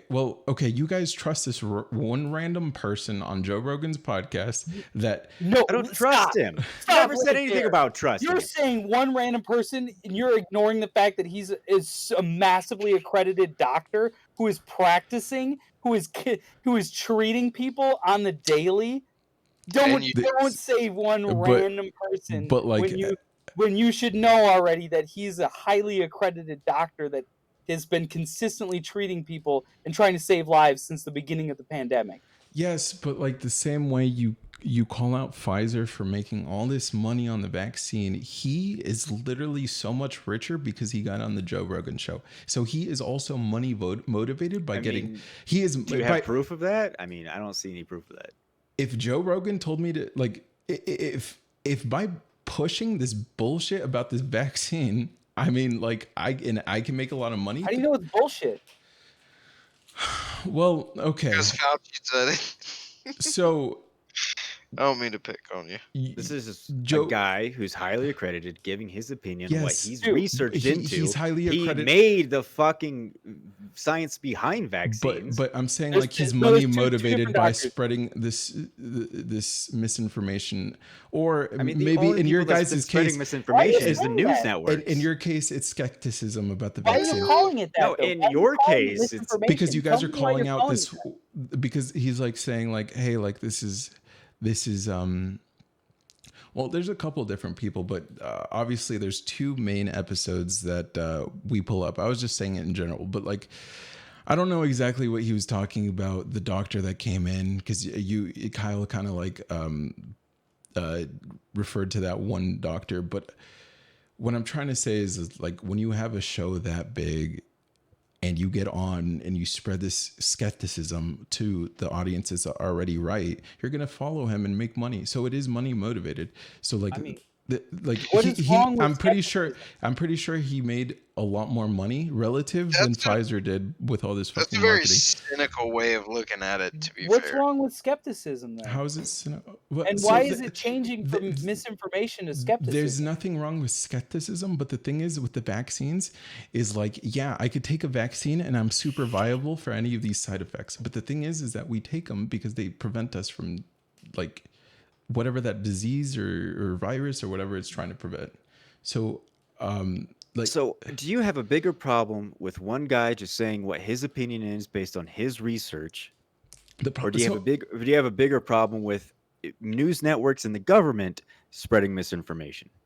So, like Joe Rogan is practically the media now. I would. It's not as big as CNN. It wasn't. Joe Rogan. Recently. Okay, so yeah. Joe Rogan's bigger than CNN, right? Now it wasn't before. Thank you. So Joe Rogan's practically the media. And when he has an audience outreach that big, other than the media. So you didn't answer my question. Do you have a bigger problem with major news networks spreading misinformation, or one guy on a show that no one really knows? They know Joe Rogan, but they don't know this guy. And anyone who watches Joe Rogan is more skeptical than anyone who watches the news networks. So they're not just going to believe this guy right away anyways.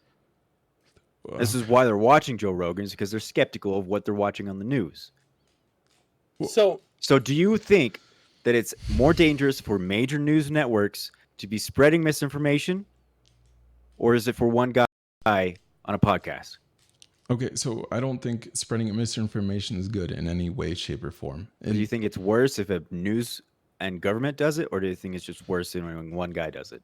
Because you seem to be thinking this one guy is worse. So, I mean, like, sure, I'll concede to your point that the government probably shouldn't be spreading misinformation, right? They're the huge news networks. But since Joe Rogan's bigger than them now, he is considered the media.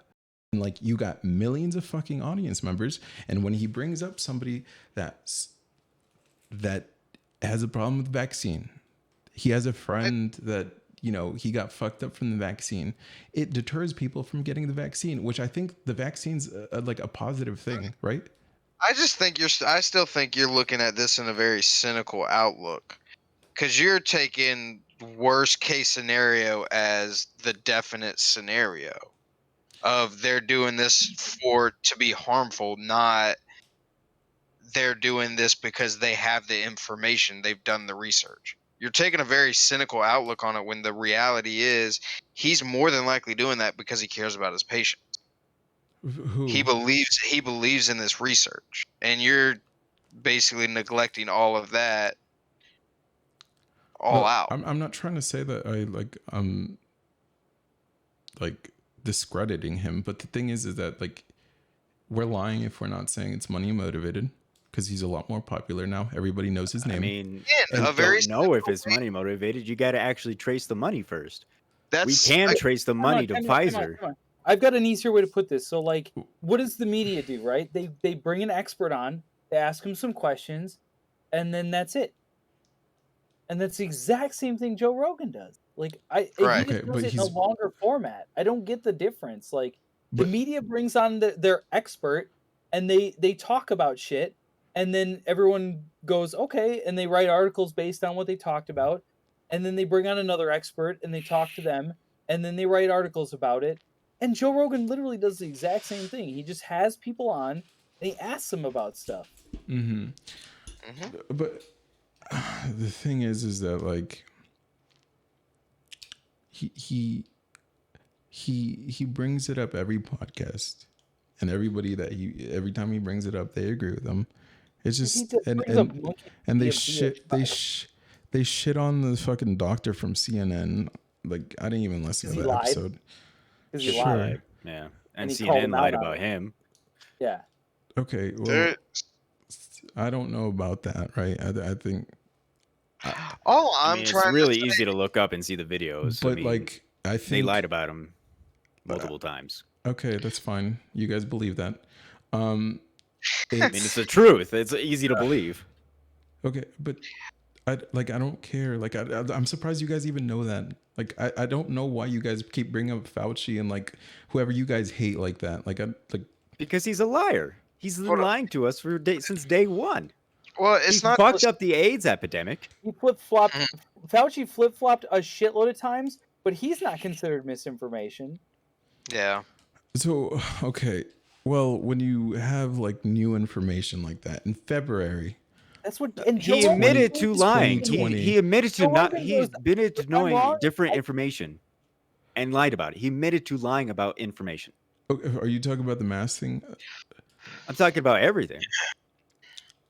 Okay, well, we'll have to take that one step at a time. But like, I mean, I don't know about every instance he lied about, but like the situation was under Trump, where Trump brought Fauci in, and like he didn't have all the facts at the time. He didn't know how deadly or non-deadly the virus was, so that's why we went deep into a lockdown. So information was coming out fast, and we were scrambling to understand what the fuck that was going on. You feel me? So I think look, I'm just trying to get back to the point where it's like by coming on Joe Rogan's show, you're probably making a lot of money because like now you're a household name almost. That's fine. You see what I mean? I'll give you that point. Like, yeah, he might have made more money. But whoop-de-doo. What does that mean? But how does that change anything? Can I say something? Mm-hmm. Right now, it honestly seems like that's just, and don't take this the wrong way, but it looks like you're taking Fauci's word and giving him the benefit of the doubt that, yeah, he didn't have the information at the time. Like, you're giving him the benefit of the doubt, even though he's been caught multiple times lying. The guy on CNN y'all were talking about that was caught multiple times lying. You're taking them, giving them the benefit of the doubt, while that guy goes on Joe Rogan's, and every single part that you talk about is in a very cynical, automatically, he's doing this for money, he's doing this, they're doing this on purpose, they're trying to screw everything up. Like, you're taking one side and coddling it, and then just worst case scenario for this guy. And that, be honest with you, that's what this sounds like. I don't know. Maybe like Fauci, I just don't really like. I don't really ever care about that dude. I mean, like he doesn't cross my mind ever.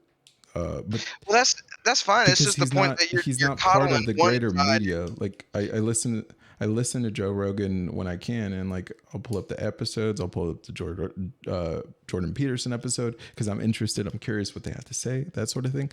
And when I listen to those episodes, I'm like listening to all this skepticism about the vaccine. And Joe Rogan obviously brings up more right-leaning people or more right-leaning type of doctors, I guess, I don't know, that are super vaccine skeptical. And like they make a lot of money. They make a lot of money. What makes you think that that's what they are? Well, because Joe Rogan himself is a skeptic because he hasn't had his vaccine, and he's touting like these drugs that help with the vaccine, right?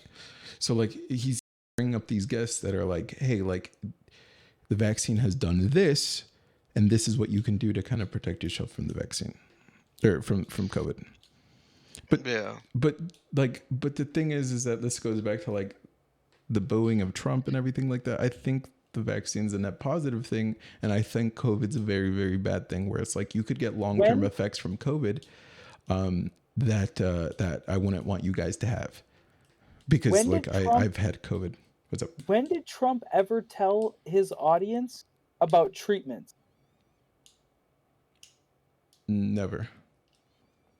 Maybe mean, that I'm was the like problem. never from what I've Maybe been he listening should to. have told the crowd about possible treatments instead of just talking about the vaccine. But the thing is I think like when Maybe you he's just say another hack treatments, politician. like when you say treatments, like I'm guessing the best way to treat it is by doing the same thing if you would have a flu or a cold, which is like take Theraflu, take ibuprofen, do what you need to do.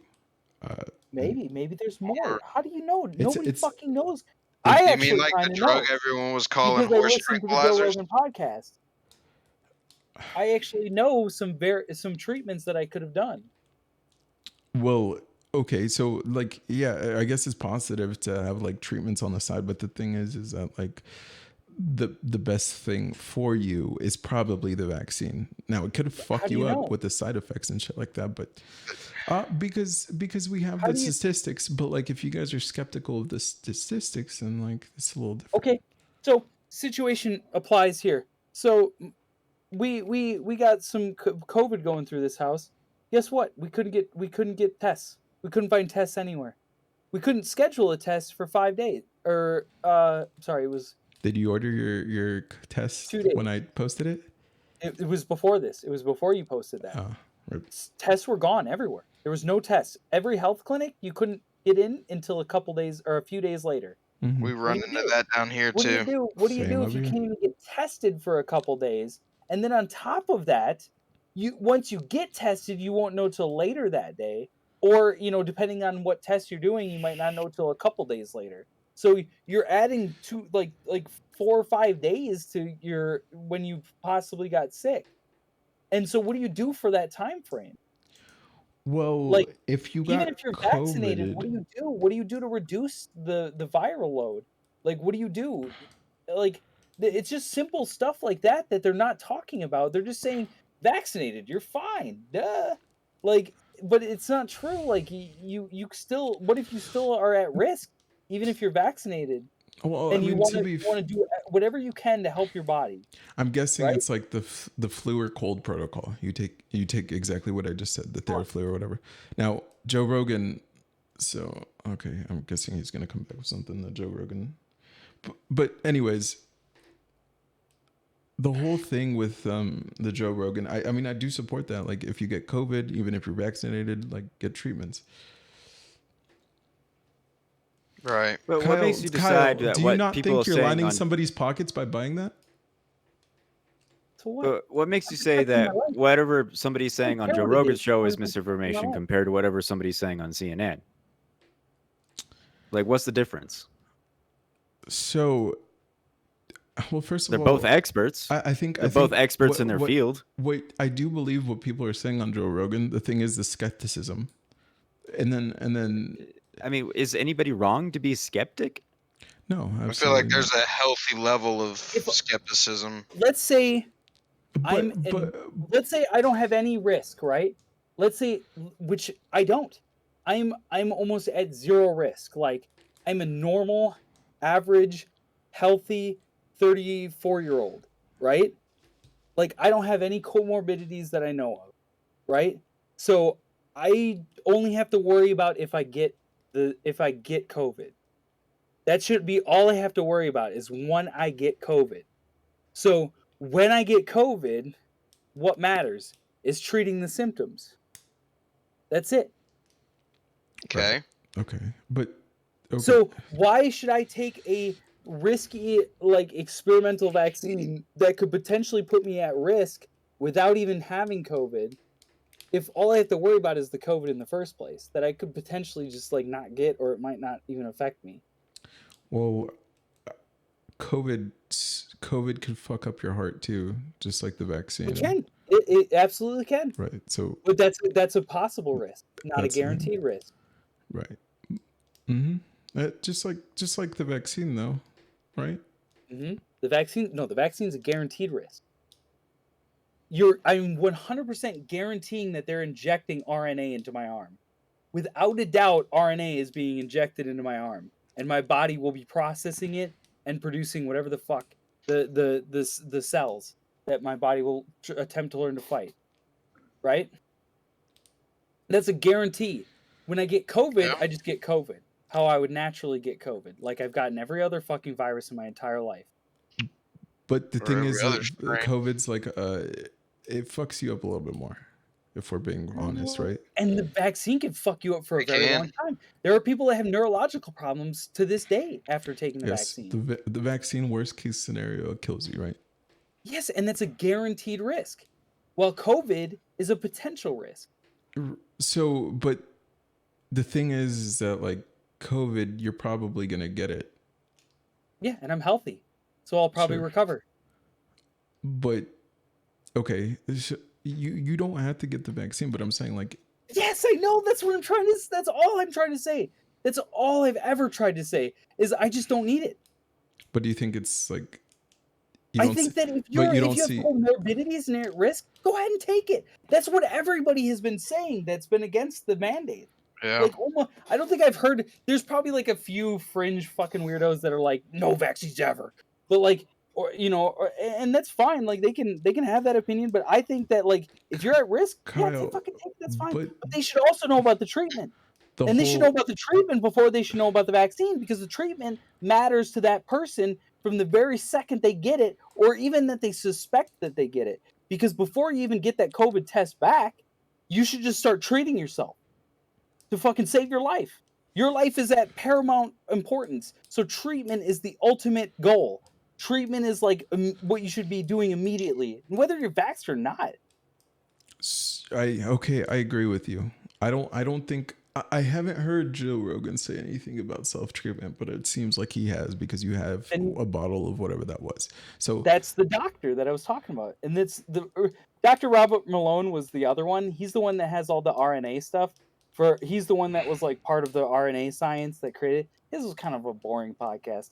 It was whatever, but his was kind of boring. The other doctor, Dr. Peter McCullough, that's the one you want to watch, because that's the one that's the highest published doctor in the fucking US, like that treats patients. He's part of an organization that is like right leaning in that. Who fucking cares? He's a highly accredited doctor that's treating people. Okay, well, shouldn't that matter? How so? But it's still money motivated, right? How is it? Everything is money motivated. Every doctor that goes on CNN is money motivated. Bought this product, but that's the thing. Dr. Fauci is money motivated. Everyone's money motivated. There's got to be a different excuse. That's what I'm trying to say. So it doesn't matter. That point is moot, because it doesn't matter. No, everyone's money motivated. You brought out that Pfizer loaded or fucking made a lot of money, which I mean because they're not allowing treatments to be out. They're saying vaccine only. But let's not pretend that this only happens to like this pro-vaccine crowd. You see what I'm saying? What I'm saying is that they're denying treatments. They're like literally monoclonal antibodies have been taken out of a lot of doctors. A lot of doctors can't sign that shit to anyone anymore, because Pfizer and the people that they're connected to is getting rid of that shit, so they can only get the vaccine. That's more money motivated than anything else. Yes, everyone wants money. Everyone wants to create something that eventually will serve a purpose and people will buy it. So everyone wants money. But the fact that you're getting rid of other shit that could possibly be helpful, maybe it's only helpful by 2 or 3%, maybe. But guess what? That's still 2-3% more helpful than zero. So you bring up this monoclonal antibodies, and from what I've heard, it's like they're running out. If there even is a such thing as running out of this, so I kind of heard that they're running out too. That might be. That's why I don't think hospitals are denying like unvaccinated patients. I know there was a heart transplant, and you could argue for and against that. I think it's reasonable. I actually kind of agreed with the argument. I think it's kind of reasonable, but so like I don't think hospitals aren't denying patients because they're about to die from COVID. Hospitals are just saying like, hey, you heart transplants and shit like that. If you're not vaccinated, then you're sent to the back of the line. Okay, so what I've heard about the transplant thing is that you take immunodepressants for the rest of your life after a transplant. Mm-hmm. And so what I've heard is that it's fucking irrelevant that you get it in the first place because you take immunosuppressant. So basically, it's like from what I've heard, it's basically pointless to fucking get it because you're just going to be taking immunodepressants the whole time anyway. So like it won't fucking matter that you take it beforehand anyway. So that's just what I've heard. But okay, but I haven't read into that though, so I don't know. I've done a little bit, but not enough to really. yeah, I can't talk on. It's just, yeah, I don't know. Yeah, so I don't want to keep like circling back or whatever, but yeah, I don't know.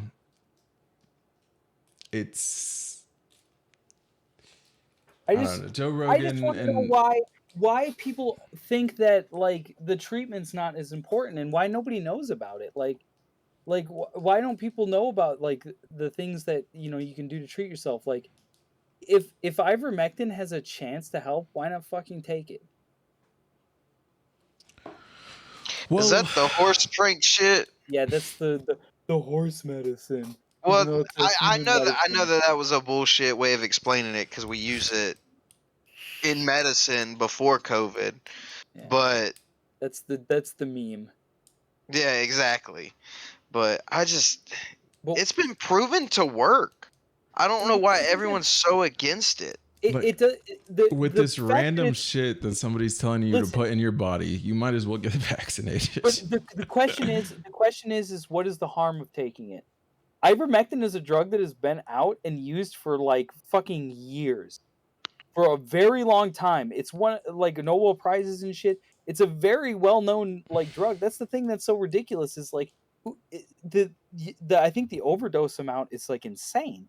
Like you have to take so much more, and if you just get, they already have normal human doses for it. Like you don't take the fucking horse, just take normal human. Yeah, normal human version. I'm not against ivermectin. But what's the problem with taking it if there's a chance that it could help? Like that's the thing that's so crazy is they make it seem like all these treatments are bad for you and that the vaccine's the only answer. And that's the part that kind of bothers me is it's just like, why not talk about different treatments? Like why is it always like I said, I fucking look at my little YouTube thing and every day there's 2 different lines of COVID news. Every single one of them is about the vaccine. I never see a little video that's about fucking treatments. Mm-hmm. Why is it not common to talk about the treatments? Is it? I mean, I haven't heard about them, but I'm off Facebook, so I don't see shit on Facebook. I don't really see anything. I mean, like at the start, kind of maybe, like when you lost your sense of taste and smell. I got some why people need to be skeptical. All right. So I got 3 articles. One's from New York Times. One's from Medscape. I've never heard of Medscape, so I can't confirm whether or not they're good article or not. Reputable. But New York Times, it's a left-leaning news site, and then I got one from Florida government. So this is a governmental website. Okay. So New York Times says hospitals are scrambling to find monoclonal antibodies because they're saying that they're highly effective in keeping high-risk patients from being hospitalized. So they're having a hard time finding them. Medscape is saying that FDA halts the use of COVID monoclonal antibodies due to the fact that they're not effective.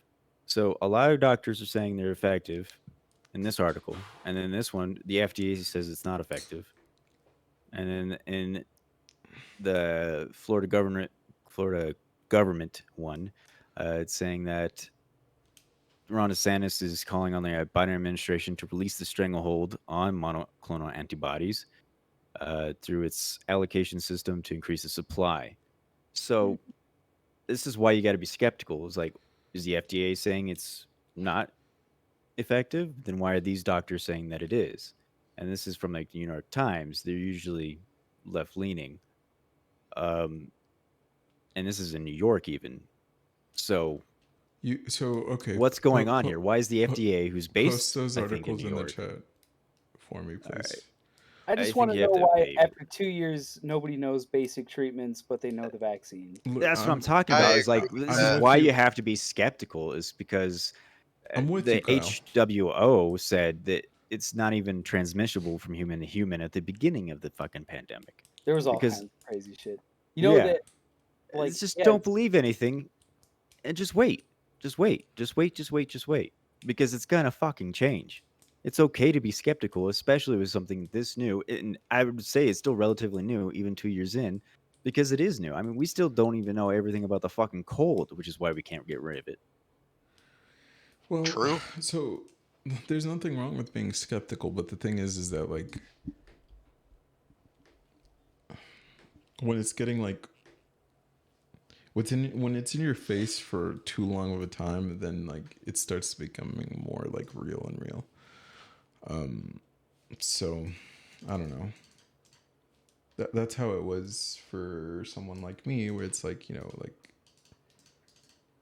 I don't know, every Joe Rogan podcast I listen to, like every time he brought up the vaccine, you know, it always like went into that argument where it's like, you know, XYZ, my friend was vaccinated, X happened to him. My buddy was vaccinated, X happened to him. So, I mean, those are anecdotes, and I understand that we should be like super skeptical about like, hey, like this is a vaccine, there might be side effects. You might end up paralyzed for the rest of your life, possibly. But the thing is that like most of the time, I think the vaccine's okay. From what I've read or like from what I've seen, and I'm not like. Okay, so the question is what's the acceptable percentage of harm to good? So the people that take it don't necessarily know how their effect is different, right? Mm-hmm. If you never got COVID and you got the vaccine and then you got COVID and you had a certain experience with it, how do you know if that experience is better or worse than the experience that you had without the vaccine? And then the question is let's say that there is a benefit to the vaccine, but there's also a negative percent. Let's say that 5% of the people who take it get fucked. Well, ideally nobody gets fucked, right? But like, there's this deadly virus going around that kills people, and that's why we're even talking about it. So, like, what's the acceptable percentage of people dying to the virus, right? I think whatever the virus takes, as long as if people want said treatments and/or I think that everything should be available. All of the ways to fight it and treat it and whatever should be broadcast to the fucking world. And if the vaccine is is one of those things, it should be advertised. And if people need it and want it, they'll take it. It's how free market works. It like if the vaccine comes out and people like the thing is like it didn't just come out and people were like, I took the vaccine and I'm great. Kyle, the argument they just said no, the vaccine. I'm the reason why I'm arguing because like the booing at Trump from the people on the right or his supporters, like the Trumpsters, I don't think that's a good thing, and I don't think that I think the vaccine is a positive thing, like Trump. So I think it saves more lives than it fucks up. But you got to also consider that COVID's fucking up lives as well by killing them in long-term COVID Who are effects. the people that need the vaccine? Well, I don't know. I've heard people dying all over the place. Ideally, the elderly. So that's who we were vaccinating first, the elderly. And then from there, like, you know, anybody else that has an underlying condition or whatever, probably are doctors or nurses, that sort of thing. That way they don't get fucked from the vaccine. But yeah, pretty much. Do you think that even if you're elderly, you should have the right to not take the vaccine? Yeah, I mean, that's how it's been, I think. So yeah, like for I mean, sure. it's really all it comes down to is whether you think people should be forced to be taking it, or you think that social pressure should be applied to make people take it. Because that's kind of what the fundamental like argument really is. It's not like you think the vaccine's good or not. It's like if you need it, take it. Like, but just stop trying to make everyone take it. That's like the fundamental argument. Is like if people don't want to But do fucking you take understand what I'm trying to say? It's like when you bring in a lot of skepticism about the vaccine, which skepticism's okay, but like if it deters people from getting it because they're here, they're dumb and they die. okay then. To let people be responsible for themselves. That's how it fucking works in the normal human life. If someone, dude, you know how many times we had safety briefs in the Marine Corps where we said, don't drink and drive? Guess how many people got fucking DUIs? One all the fucking time. Because they do it anyway. They're going to fucking do it anyway. Like, just because you tell someone something's bad or good doesn't mean they're not going to do it. But the thing is, if Joe Rogan accounts for a lot of people that are unvaccinated and like a fraction of them die. What if he accounts for hundreds of thousands of people that now know how to treat it themselves before they need any medical treatment? But okay, yeah, that's a good thing, and I think but anyways, thing is, you can't account anyone's actions on Joe Rogan. They're responsible for themselves.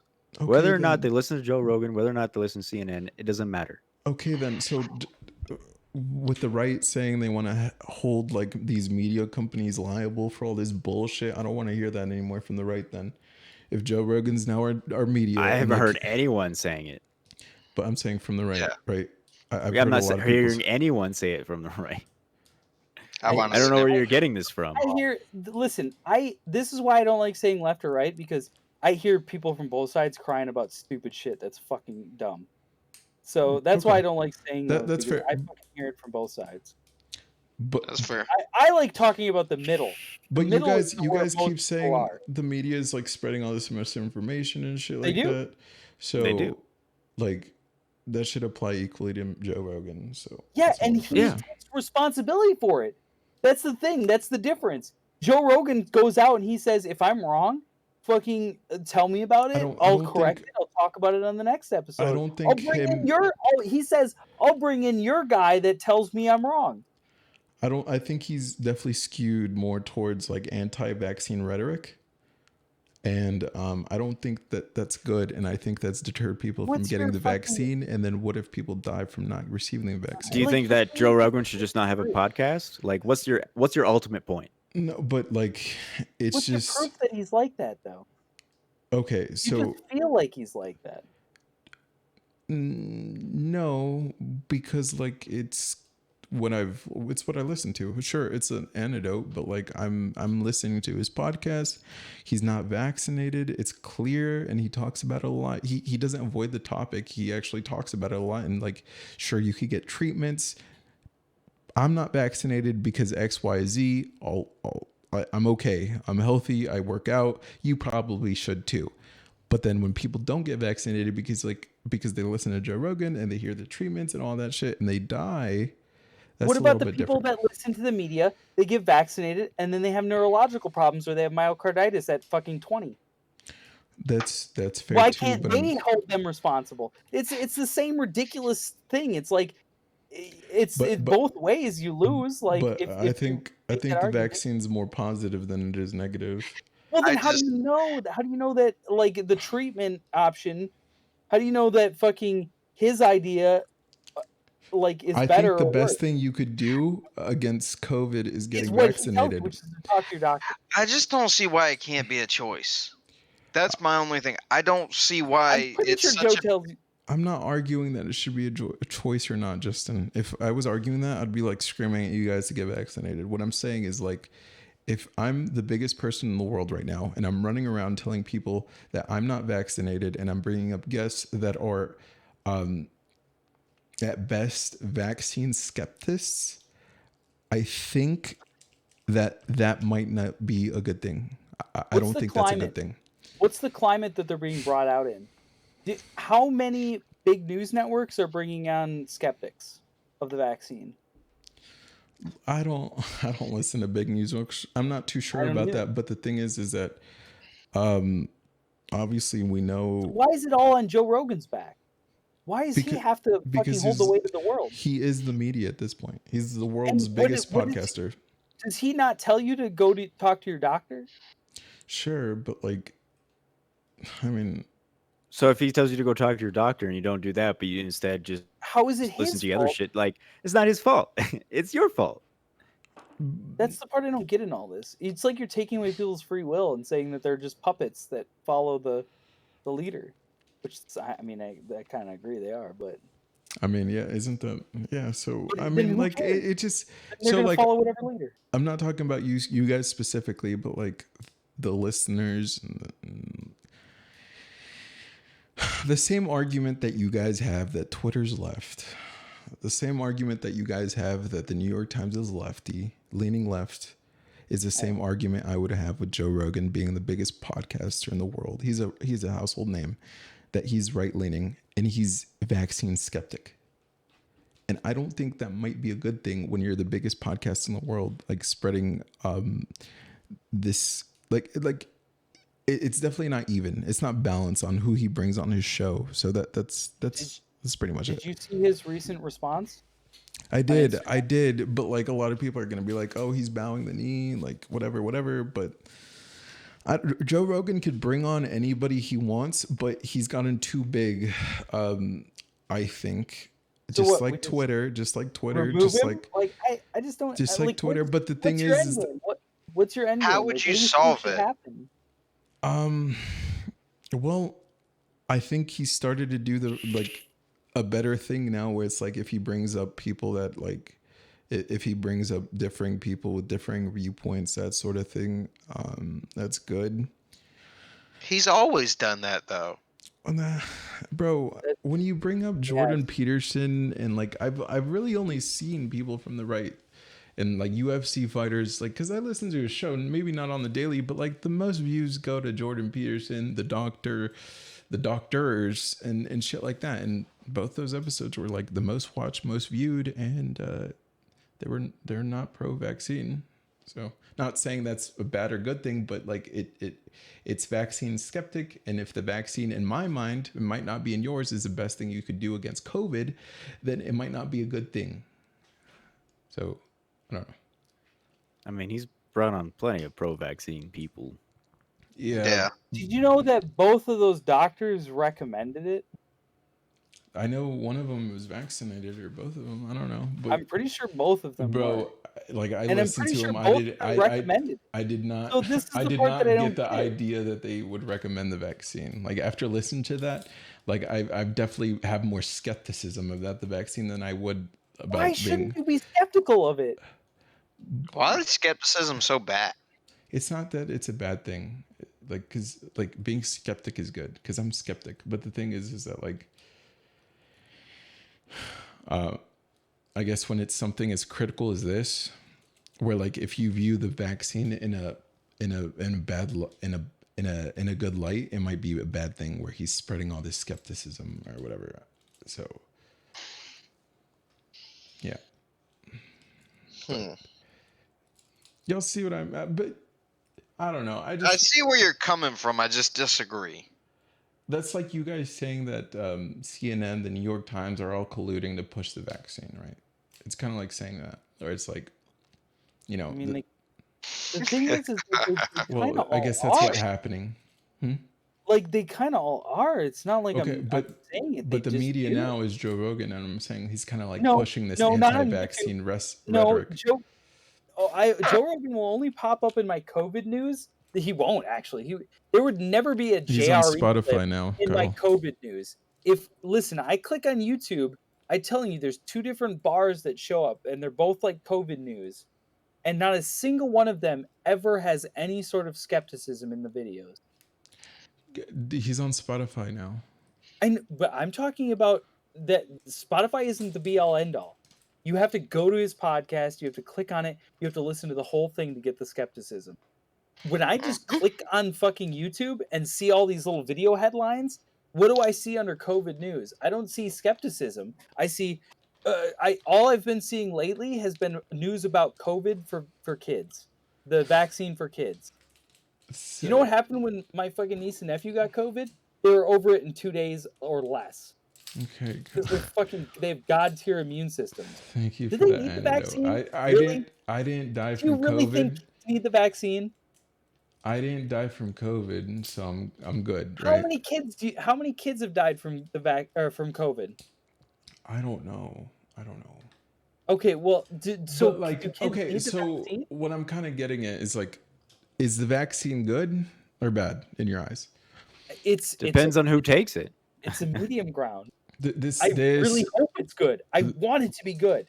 Without a doubt, I want it to be good because my brother took it, and I don't want my brother to die because I love my brother. I don't want my fucking brother to get some sort of fucking crazy condition.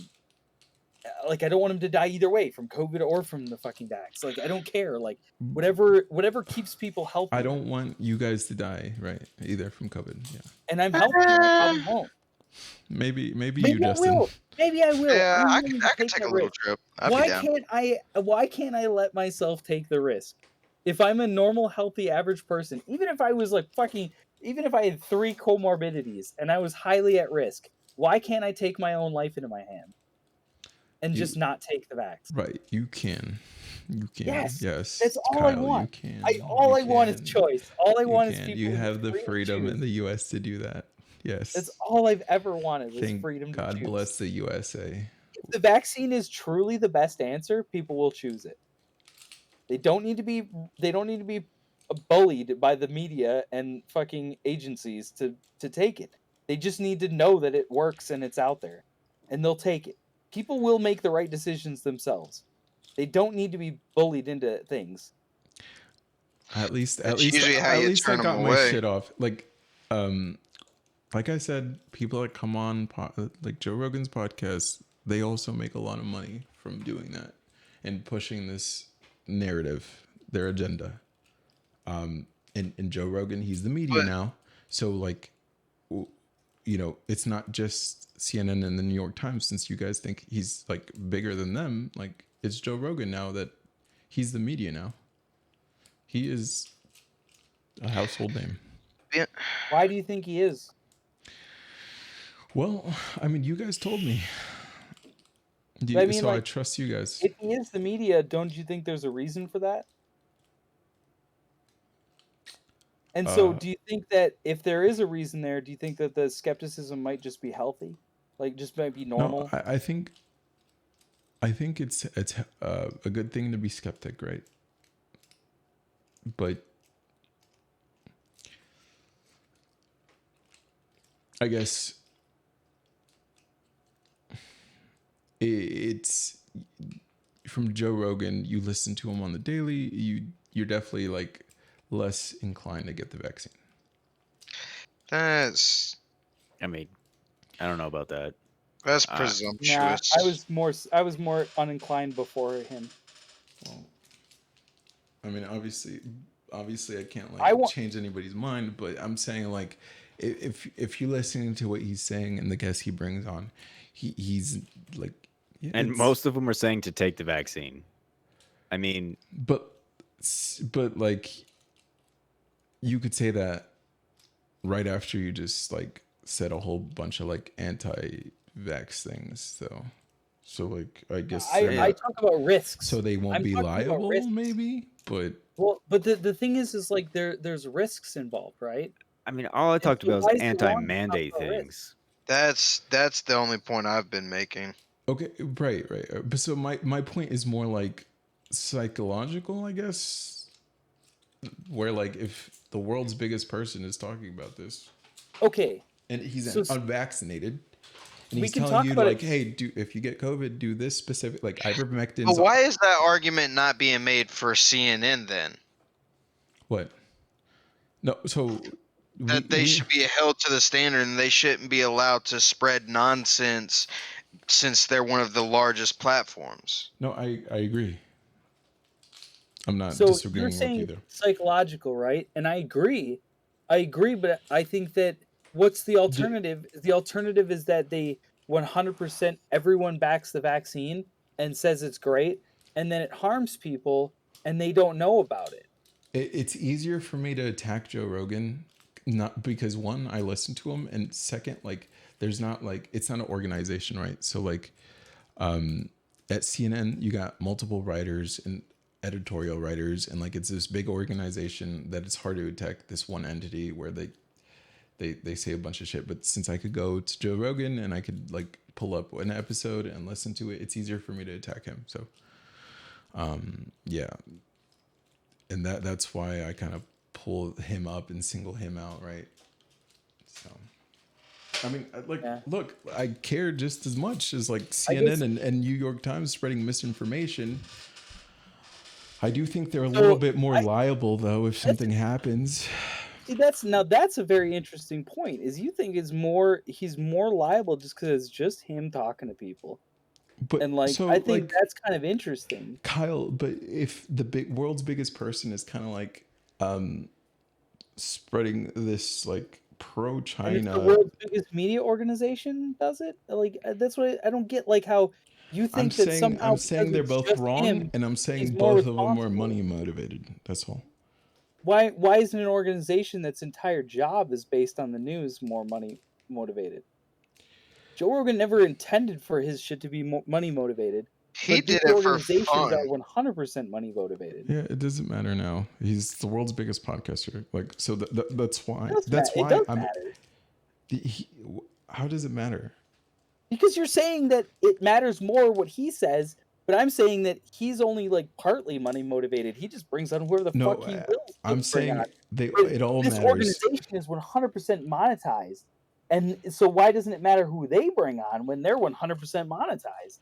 I think they thrive on money. They need the money. He doesn't. Yeah, for real. So okay. So wouldn't it be scarier to know what they're telling you that they're getting money from than to what he's telling you that he's not getting money from? Well, first of all, Joe Rogan's like he's rich because of all this. Right. Like he's promoted a whole bunch of shit. So like CNN and New York Times, they get their money from ads, right? And these ads, they have to hold up the standard. Hopefully that these he's already paid though. Yeah. They have to hold up the standard where these advertisers want to keep coming back to them and want to keep paying for their advertisement. So if they put something on their website that is probably not true, it's misinformation and it's clear bullshit, then they're more inclined to correct it, take it down, so they could continue not getting if they're that being ad paid revenue. to do it. Exactly. So not if they're being paid more money. If some organization that's pro something is paying them $200,000 to put something on their website, and the other organization that's against it, that's correct, is paying them $20,000 to not, they're going to take the $200,000, right? Oh, okay. So, right. I see your point, but I mean, I do think that these news organizations are held to a standard. And, you know, if Pfizer's paying the New York Times, then, you know, you can create whatever conspiracy theory there's not really an if. So there's a lot of, so let's say we'll just take this current situation, right? There's a lot of skepticism against Joe Rogan right now, right? Like there's a lot of people trying to get him taken down. They're saying he's spreading misinformation, right? But how come those people aren't doing it about organizations that have legitimately, some of these news organizations have legitimately told false truths, but they were seen as correct at the time, right? So how is what Joe's doing any different than what they're doing, where they accidentally tell something that's false and then they come back and correct it when he does the exact same thing? So, okay, wait, just to be clear, like before like Neil Young did anything or anything like that, like I've always held this belief where Joe Rogan's like this big, powerful entity. And all this time he's been spreading COVID skepticism, and the people that come on are practically instantly famous and get money from it. So I've always held this belief. It's not like Neil Young retired, because I don't even give a fuck about Neil Young. So I don't give a fuck about like who is that person, right? But just to be clear, I've always held this belief where it's like Joe Rogan is now like practically our media, and like everybody listens to him practically. He's a household name, and yeah. Now back to your point. You said the news agencies that were spreading this misinformation. Obviously, that's not a good thing. Probably don't want that. But typically, I think they try a little bit to go back and update it or edit it or whatever. And not only that, you could go to different news organizations. So like the New York Times, Newsweek, New York Times. So it's a little bit, so you could kind of cross-verify information. If you go to Fox News and then the New York Times, like see what's kind of lining up, and then you could form your opinion from that. Well, and then you could see what Joe says. Right, you're right. It's just another version of the cross-referencing. Yeah. But like, I don't know, like, you guys bring up that everybody was lying, like, and everybody was money motivated. No, they were going with what they were told to say.